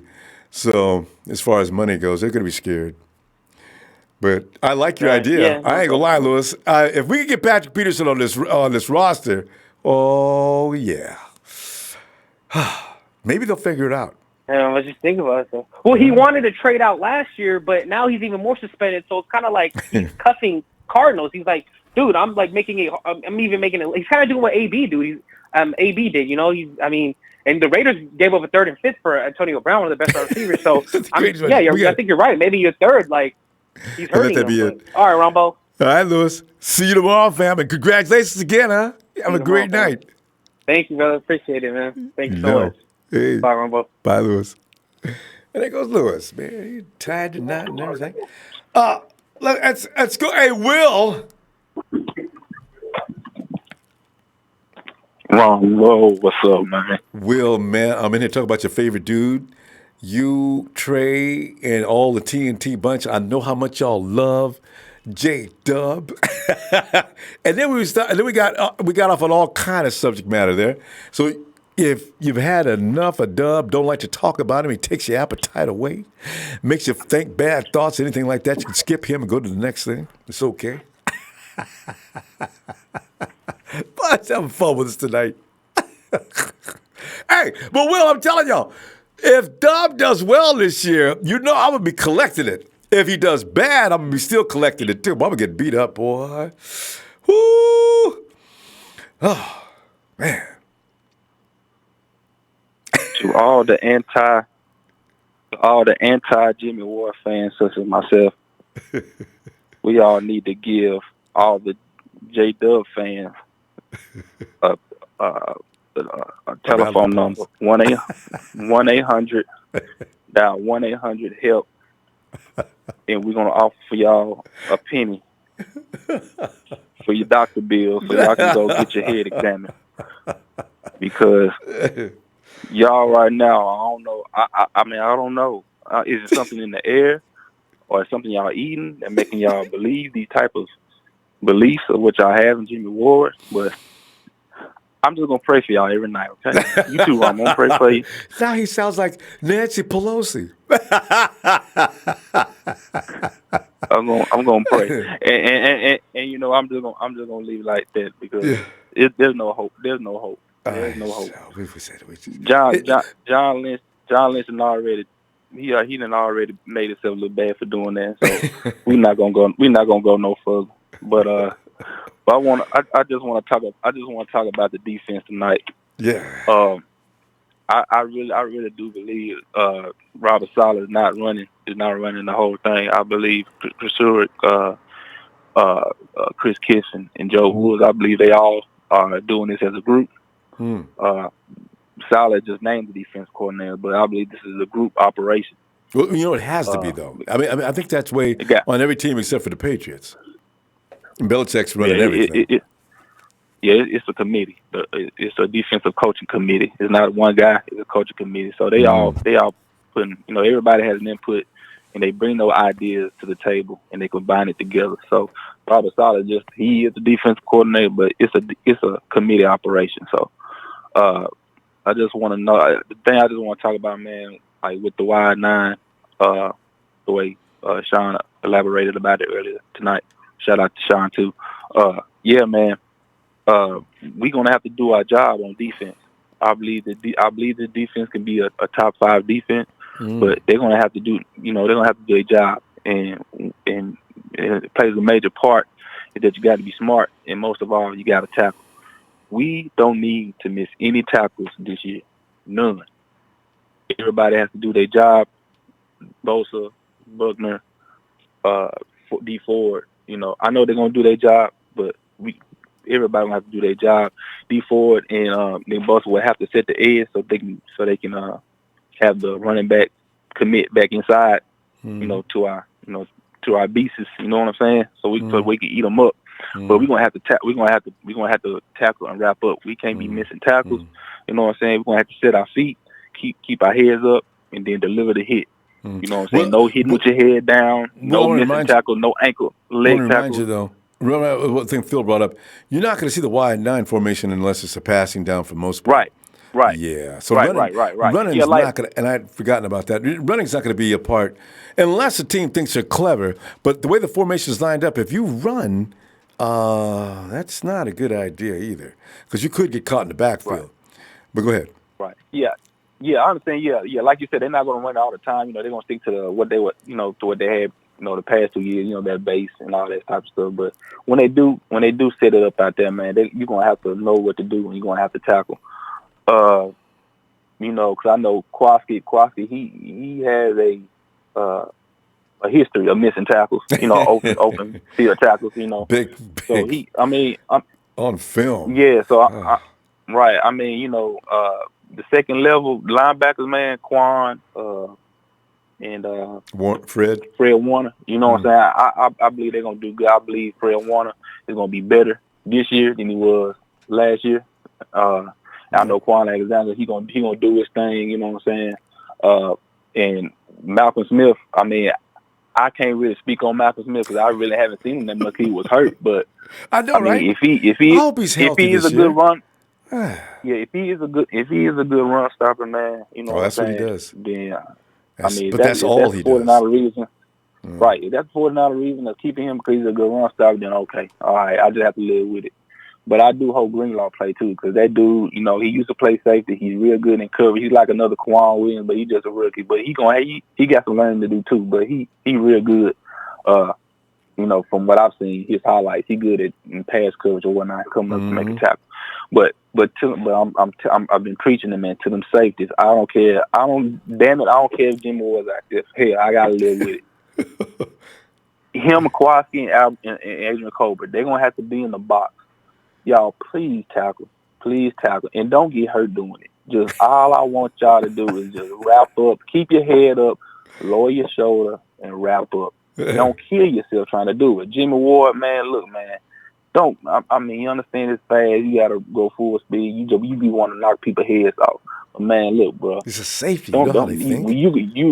Man, if you hurt yourself again, bro, I'm gonna find. If you got a Twitter account or Instagram account, I'm gonna come at your ass and I'm gonna dog your ass. I'm gonna talk about you. You know, I think he took his Twitter account down. He still got his Instagram though.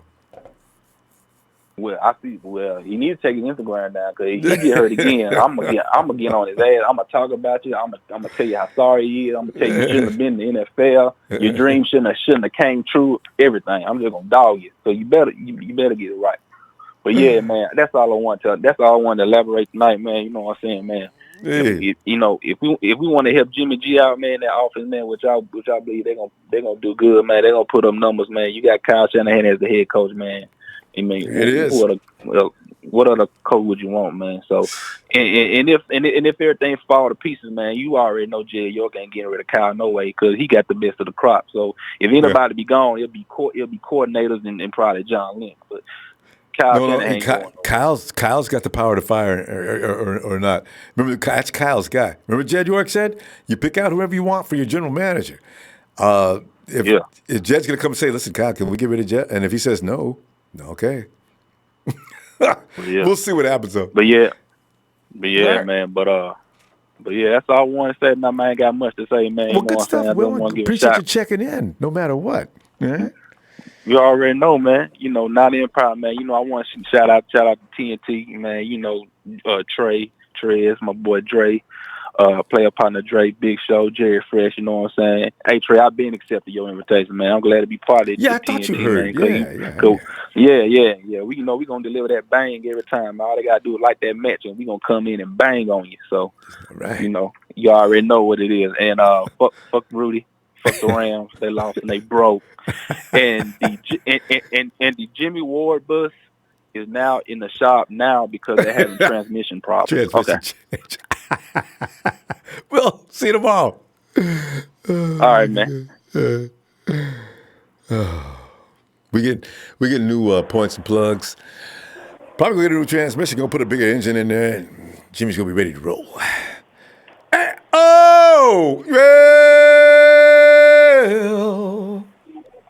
Oh, it's a big show. It's a big show on tonight. Come on in here, show. And give me what for, man. I was waiting for your 2 cents. Get on in there. What's up, Ronbo? Sorry about that. I'm just sitting back and having fun with telling everybody about how the 49ers safeties say we don't need any more safeties and we're satisfied with what we've got. And I know Show took exception to that immediately.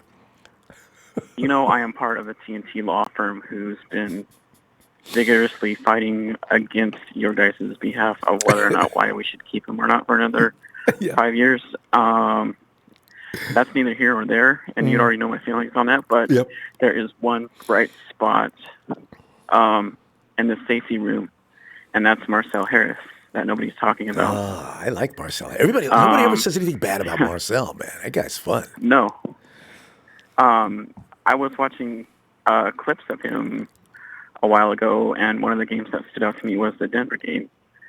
And he stopped Phillip Lindsay on a 4th down play. And one of the things I was really impressed about him was his tackling and the way he wrapped him up with his head where it should be, and technique. You enjoyed his technique. Yeah, technique, exactly. Yeah. And he doesn't want to be the hero per se, is what I'm trying to say. You know what I mean? He's not always trying to make those big splash plays every single play, like some of our guys do. Or doing those plays where the fans go, ooh. Yeah, he's not a new guy. Yeah. He just gets it done. And that is one thing that I cannot stand, is people trying to be a hero and trying to make the audience go woo. You know what I mean? Like, that's exactly. not that's not good how football. You need to play football, and that's because if you miss, and that's why we're always injured. Yeah, and that too. Yeah, but there is one bright spot in that safety room, and that's Marcell Harris. I think he'll be a perfect fill-in for the time, depending on how long Jimmie Ward is exactly out. You know what I mean? So I wouldn't be too worried about that. His replacement, I think Marcell Harris will do just fine. But as far as next year goes, when we either draft, we need to either draft a safety or sign one. That's the bottom line, and get a decent starting corner too. So, Well, now wait. Did you mention that? By the way, I want to mention in the chat, make sure you say congratulations to Lewis, who just got married. Hey, what do you think about going after Patrick Peterson? I didn't know he was. I thought he was over 30, or at least 30.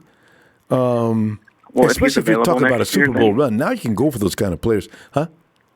Exactly. I mean, especially if we make the playoffs this year, then I wouldn't be surprised to see us go after a player like that. As far as filling our corner void, and we'll most likely be drafting a safety next year, and then I think we can make that push over into the Super Bowl. I don't think we'll make it out of the first round of the playoffs this year because we're not quite there yet, but once we solidify that secondary, I think we'll be solid. You know what, though, because our front seven's fine. Who do you our middle's fine. It's just who do our you think's going to be in the playoffs, though? I mean, what teams do you see? Who are you predicting to be in the playoffs? Give me your first round expectation for the NFC. I see us as a wild card spot. Against who? There are two wild card spots, right? We have to play the other wild card. Yeah, first. Yeah, the Eagles probably a wild card. Eagles a wild card? Yeah.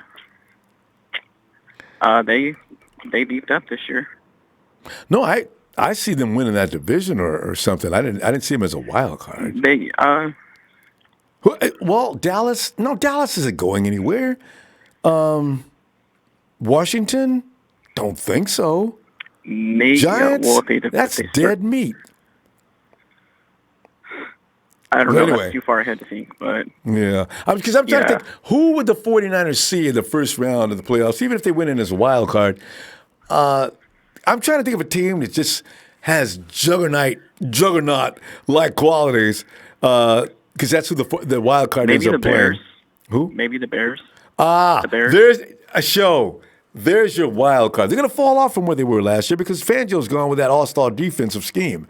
Yeah, see, I actually take that back then because Fangio not being there with their defense, it's kind of iffy. So if they make it, it'll be because of the wild card. That's who we'd see. 49ers versus the Bears. And I could see us easily beating the Bears, but they have a really good defense. So they've got personnel. Even without Khalil Mack. Yeah. So, and their offense, I still say what's his name is very questionable. We'll see what Trubisky looks like this year. But he does not strike me as going to be anything more than a backup in the years to come. We'll see. Yeah. Anyways, that's kind of all of my 2 cents that I had in tonight. And shout out to my brothers, Dre, Will, Trey, Trez, Rod, the whole TNT family, my really good friends, Sheik and Jersey Joe. We all know you're listening. He's probably designing his next Jimmy G gown. Shout out to Razor. We missed that car, man. Where's that at in the shop? Come on, get on in here. All right. Big show. See you tomorrow if you get some time, huh? He is.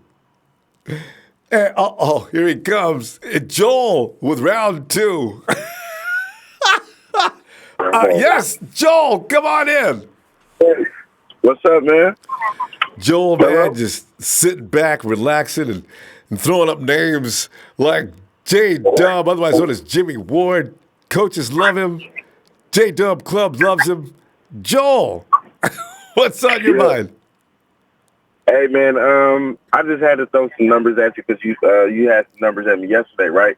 So when Jimmy G played, right, in 3 games, right? Right. He got sacked 13 times.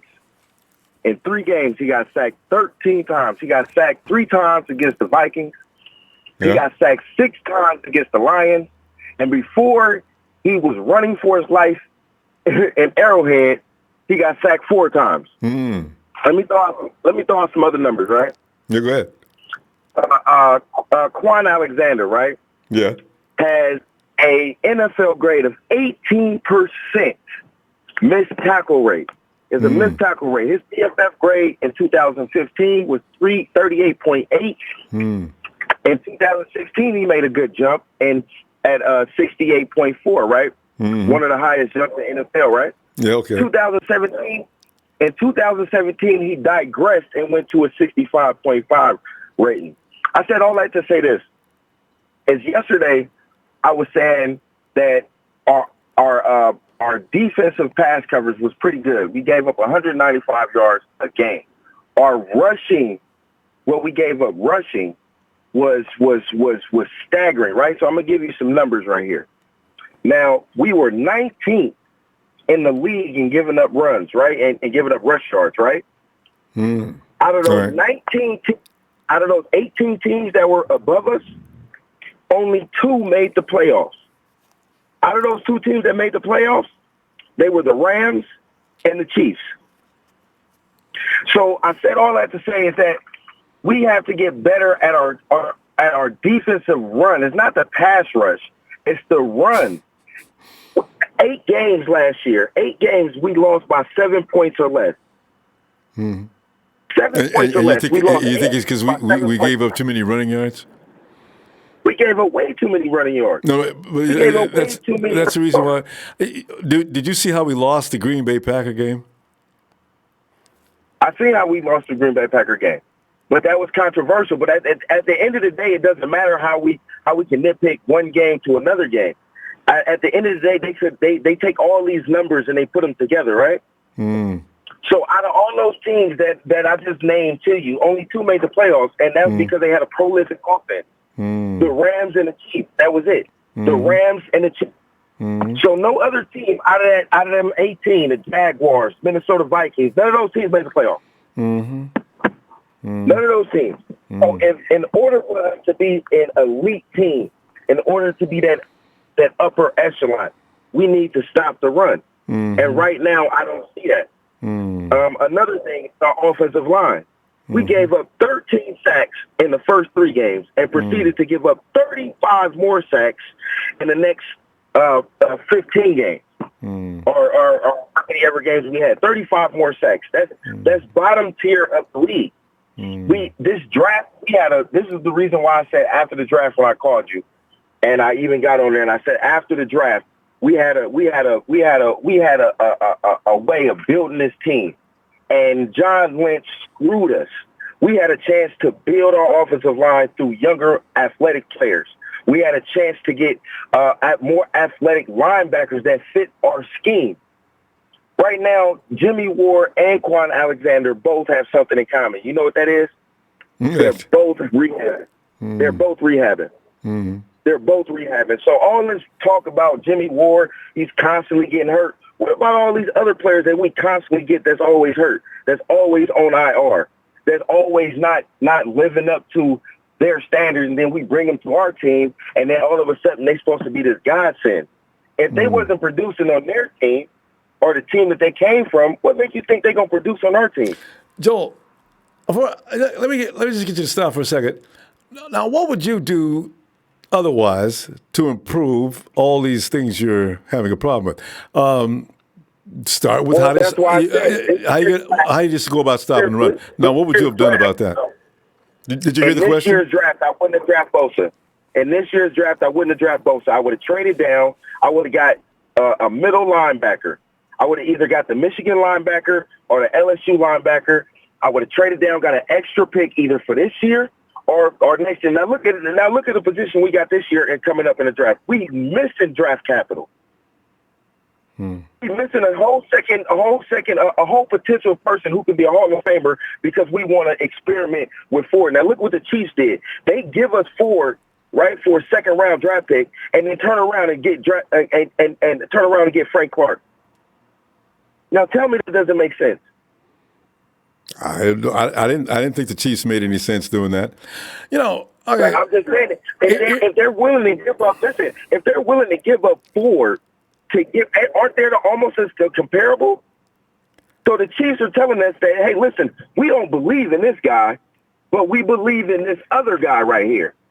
Oh, I see. So you think they threw away the garbage, we picked it up, and they went and got Frank Clark. Right, exactly, because they could have paid Ford that money that they gave Clark. Let me ask you a question. How many times did Frank Clark get to Nick Mullins? I'm not sure. Nick, listen. Oh, that's another thing. So Nick Mullins got sacked 13 times. CJ Beathard got sacked 13 times. Nick Mullins got sacked 17 times this year. So I'm not sure what the breakup is on how many sacks a certain individual had on that quarterback. I just know that they got sacked many times. That wasn't my point. The only reason I asked you that question is, D Ford got through our offensive line way more effectively than Frank Clark. They play a different scheme, too. We could use any number of reasons, but my point is, you say they threw away their garbage, the 49ers picked it up, and then they went out and got Frank Clark. Listen, Joel, you could go back and forth like this for hours, and you're still going to come up a little short. Number one, the 49ers were a broken team offensively. I just want to finish one statement because we got to go. The 49ers were a broken team offensively from day one of last season. So what you saw has nothing to do with what's about to happen this year. All right? Also, if you think the 49ers did not need to address the edge, I think you've not been paying attention for the last 2 or 3 seasons. No, I've seen it. And you think our edge has been fine? We had one pass rusher. Can I get you to answer that question? You think our edge has been fine? No, not in the last years, but I'm saying how many edge rushers do we need? We had one guy who did everything, and that was Aldon Smith. And we had other guys how many years who contributed. Ago? But, Joel, come to 2017 at least. All right. Have you seen an edge rusher on this team? Did we look effective coming off the edge these last 3 years? We looked effective rushing the passer, hurrying the passer. Yes, we did. Did we get to the passer? There you go. But we collapsed the pocket. Joel, I'll tell you, we'll continue this tomorrow. I got to go. We're out of time now. Well, listen, you bring it back tomorrow. We got more time. We'll talk about it, okay? All right, Joel. Yeah, have a good night. All right, man. Yeah. Because we're going to run out of time here in a minute. Let's go to since day one.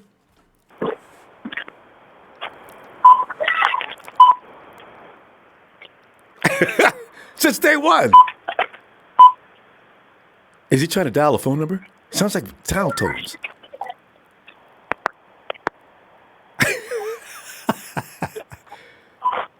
Since day one, are you there? Hello.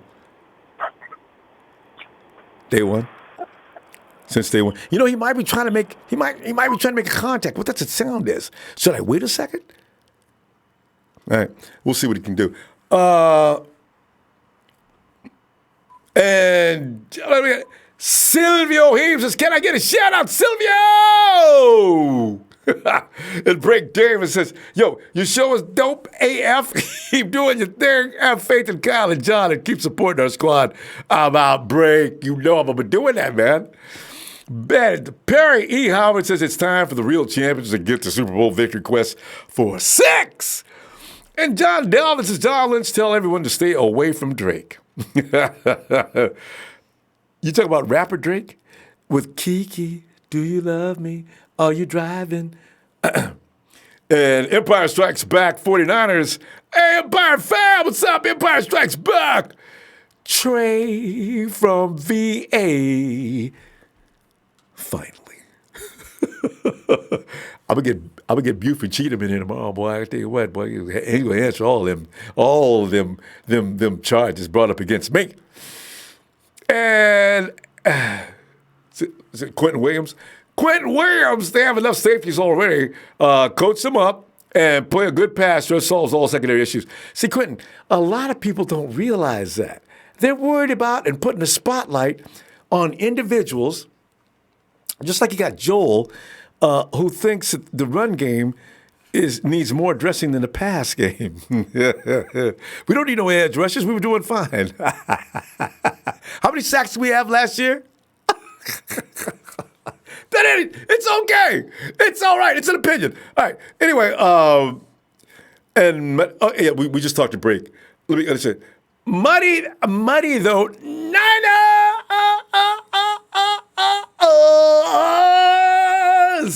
Antoine Battle. Speedy in the house. Hey, Antoine, what's up, man? Hey, Elisa.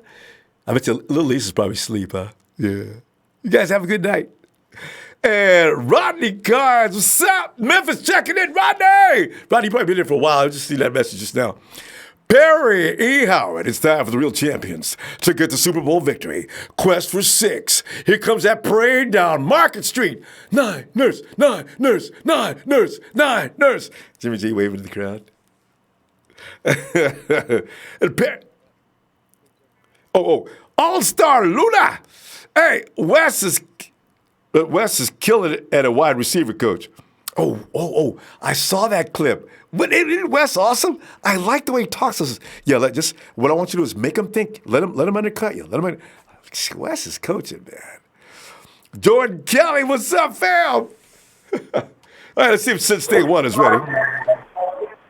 Since Day One. Since Day One. Sometimes people they don't realize, and they're right. Since Day One, you there? And maybe set his phone down. Oh, sorry.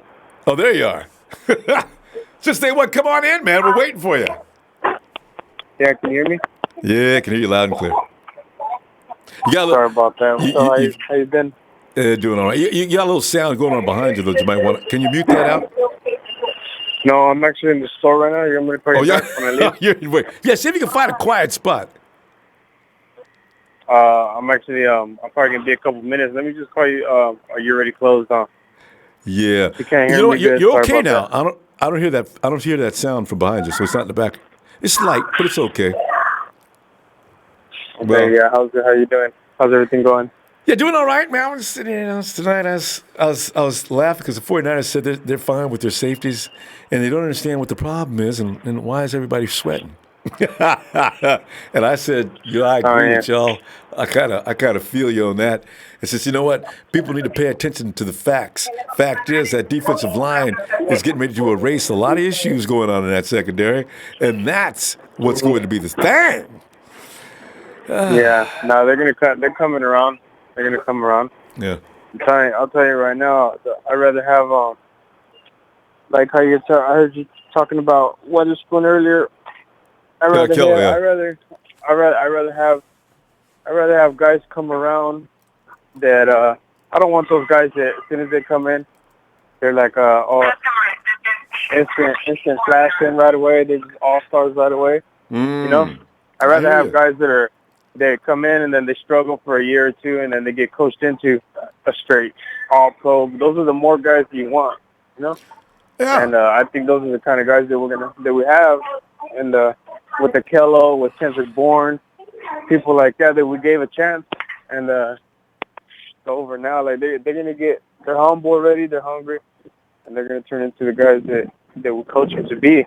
We don't want those guys to come in and because most guys that come in and they're straight instant stars right away, they don't last for more than 5 years being stars. But the guys who are all pros, multiple years and all that, they weren't shining their first year, the first 2 years, maybe first 3 years, they weren't shining, and it takes time, and those are the guys I want. Absolutely. And, like you said, you got to give, especially youngsters, you can't just give up on them immediately. Akello Witherspoon showed in his first year that he's going to be a good fall player. You don't want to kick him out right now. You need to wait a minute, right? Because, hey, you know what? Let me give you some numbers here, because this is the thing. During his final 5 games, I was going to pull this up on Dre, because Dre gave me a 4.49. But anyway, during his final 5 games, Witherspoon had some impressive numbers against some pretty good competition. Witherspoon gave up 8 catches on 23 targets. Per PFF from weeks 10 to 17, and because he missed the last 2, Witherspoon had the 5th lowest passer rating when targeted at 48.6. He seemed to be taking the next step and getting back on track. He was moving up from where he was. See, that's what I'm saying. Progression is what you want to see in this kind of a player. His second year, he's not supposed to be all-world just yet, especially in the environment he was in last year.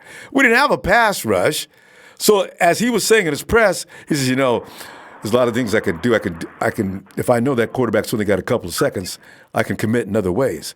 If he's got 4 and 5 seconds and beyond, well, I gotta adjust to that. There's a lot of pressure. If anybody's ever played in the secondary, if that quarterback's got plenty of time to hunt that wide receiver down, I ain't gonna be able to stay with this dude all day. That's what he does. He's a wide receiver. He's gonna move on you.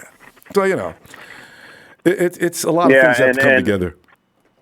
Those right there. I mean, the numbers don't lie. Numbers don't lie, and even if they don't see it, of course they're not going to see it when a cornerback's shining, because they're not. He has them locked. He has them locked down, and I believe in him. I believe in him, and another guy I'm just really excited about is Kendrick Bourne. This guy's going to shine. Hey. I know he's going to shine. I'm telling you, 2 years ago when he came into the preseason game, he caught like 2 or 3 touchdowns his first game in the preseason.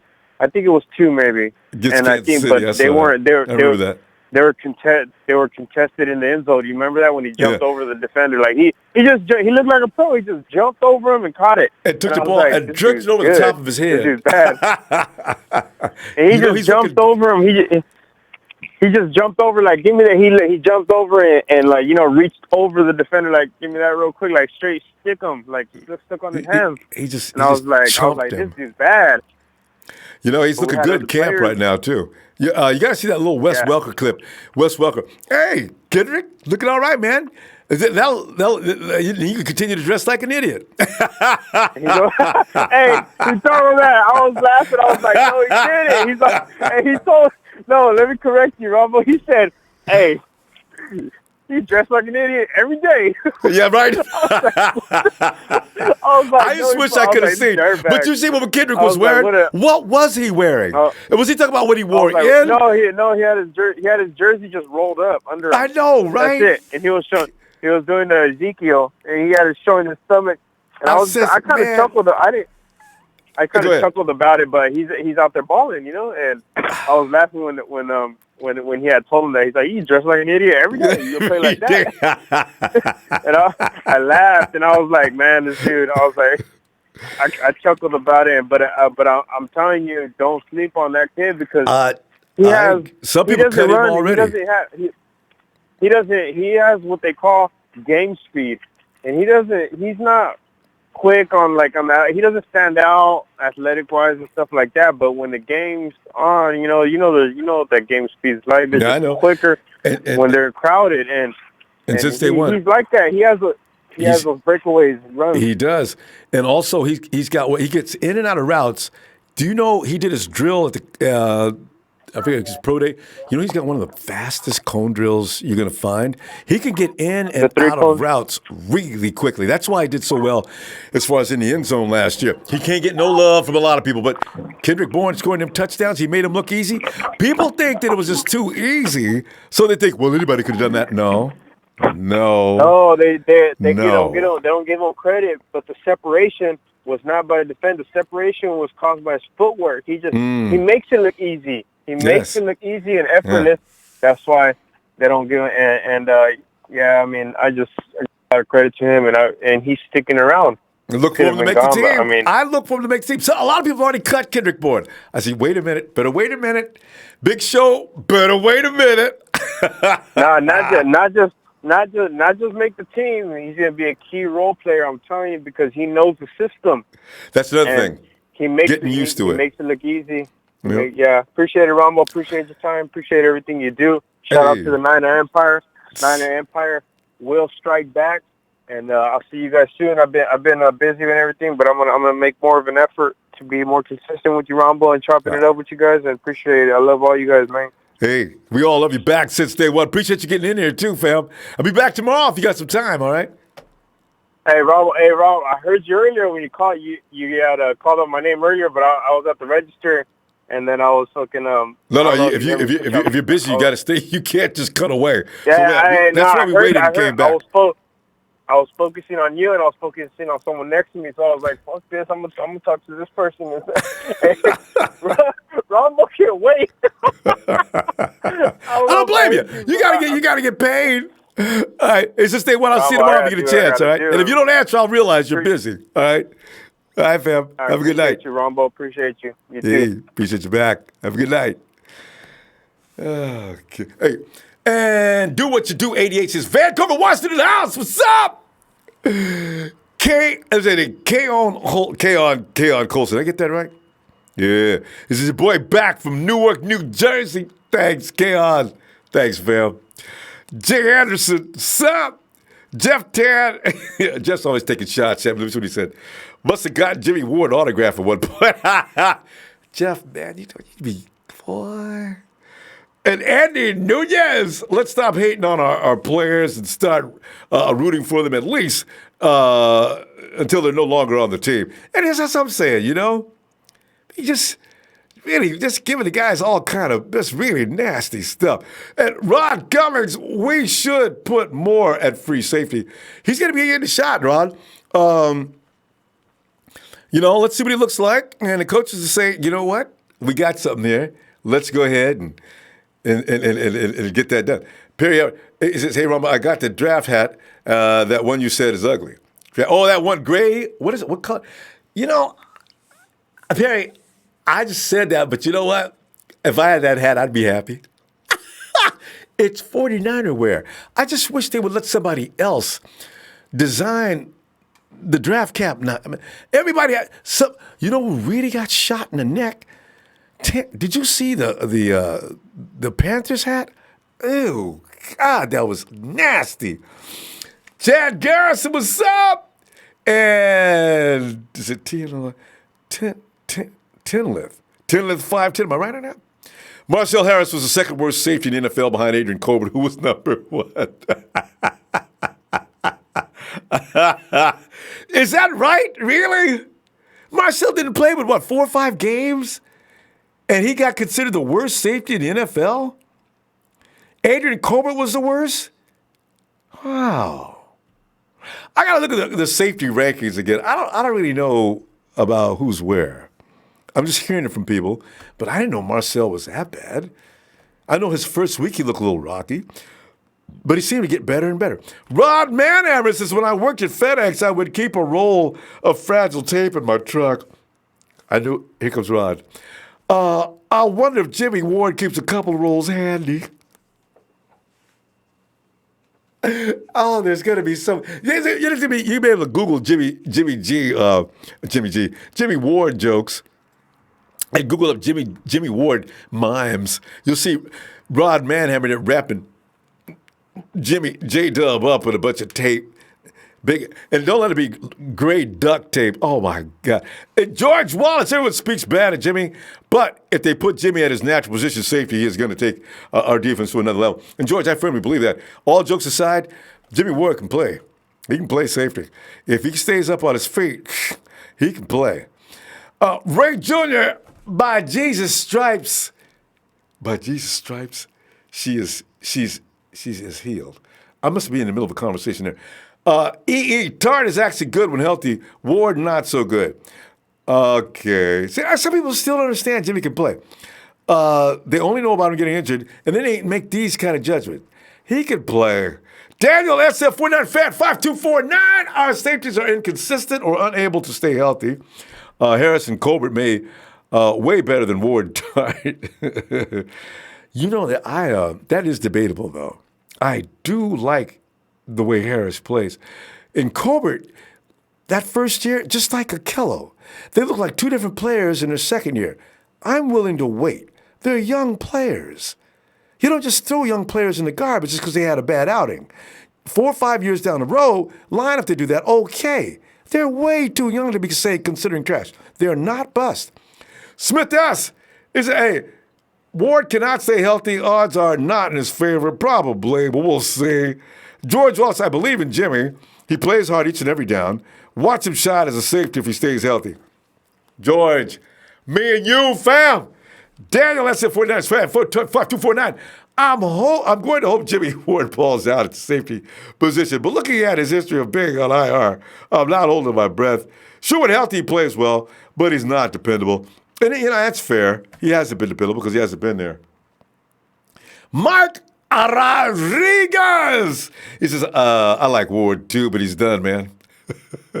Will 49ers let him go? They can't wait till he's crippled or disabled from a bad injury. This has to stop. That's why I was having that speech a little while ago about Jimmie Lynch sitting him down and saying, listen, Jimmie, you know what? For both your safety and your future, we're going to tell you right now, we're going to let you go because we think it's better for you. And in the long run, it's going to, you're a young man, you got your whole life ahead of you, and we just don't want to put you through this anymore. Jimmie's, you're not going to be able to accept that at first. Puerto Rico, but Jimmie's, that's not going to happen. I just said, I was just a narrative I came up with, but it's not. Jimmie's going to be fine. Jimmie, if you want, I'm just saying, that's the joke. You're going to be fine. Puerto Rico Styles is Puerto Rican 90 Empire all day, every day. I was trying to call in yesterday, but I somehow couldn't get through. I'm definitely going to get on the show one day and show out 49ers for life. Hey, Rico, man, hey, be back tomorrow. Give it a shot.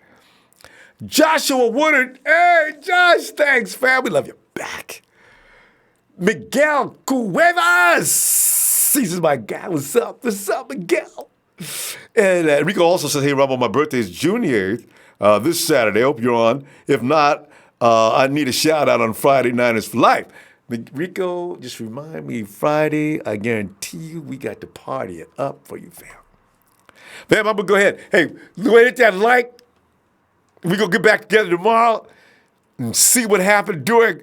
I think the meeting's going to be in tomorrow. I'm not sure. I think they are because they usually let them in at least one day if they go two. So tomorrow we'll find out what happened during practice. If there's any progress reports, anything like that. I know they're not wearing pads yet. Don't take it seriously. But I like to hear what's going on. Have a great night, fam. Red and gold dreams and all. Niners!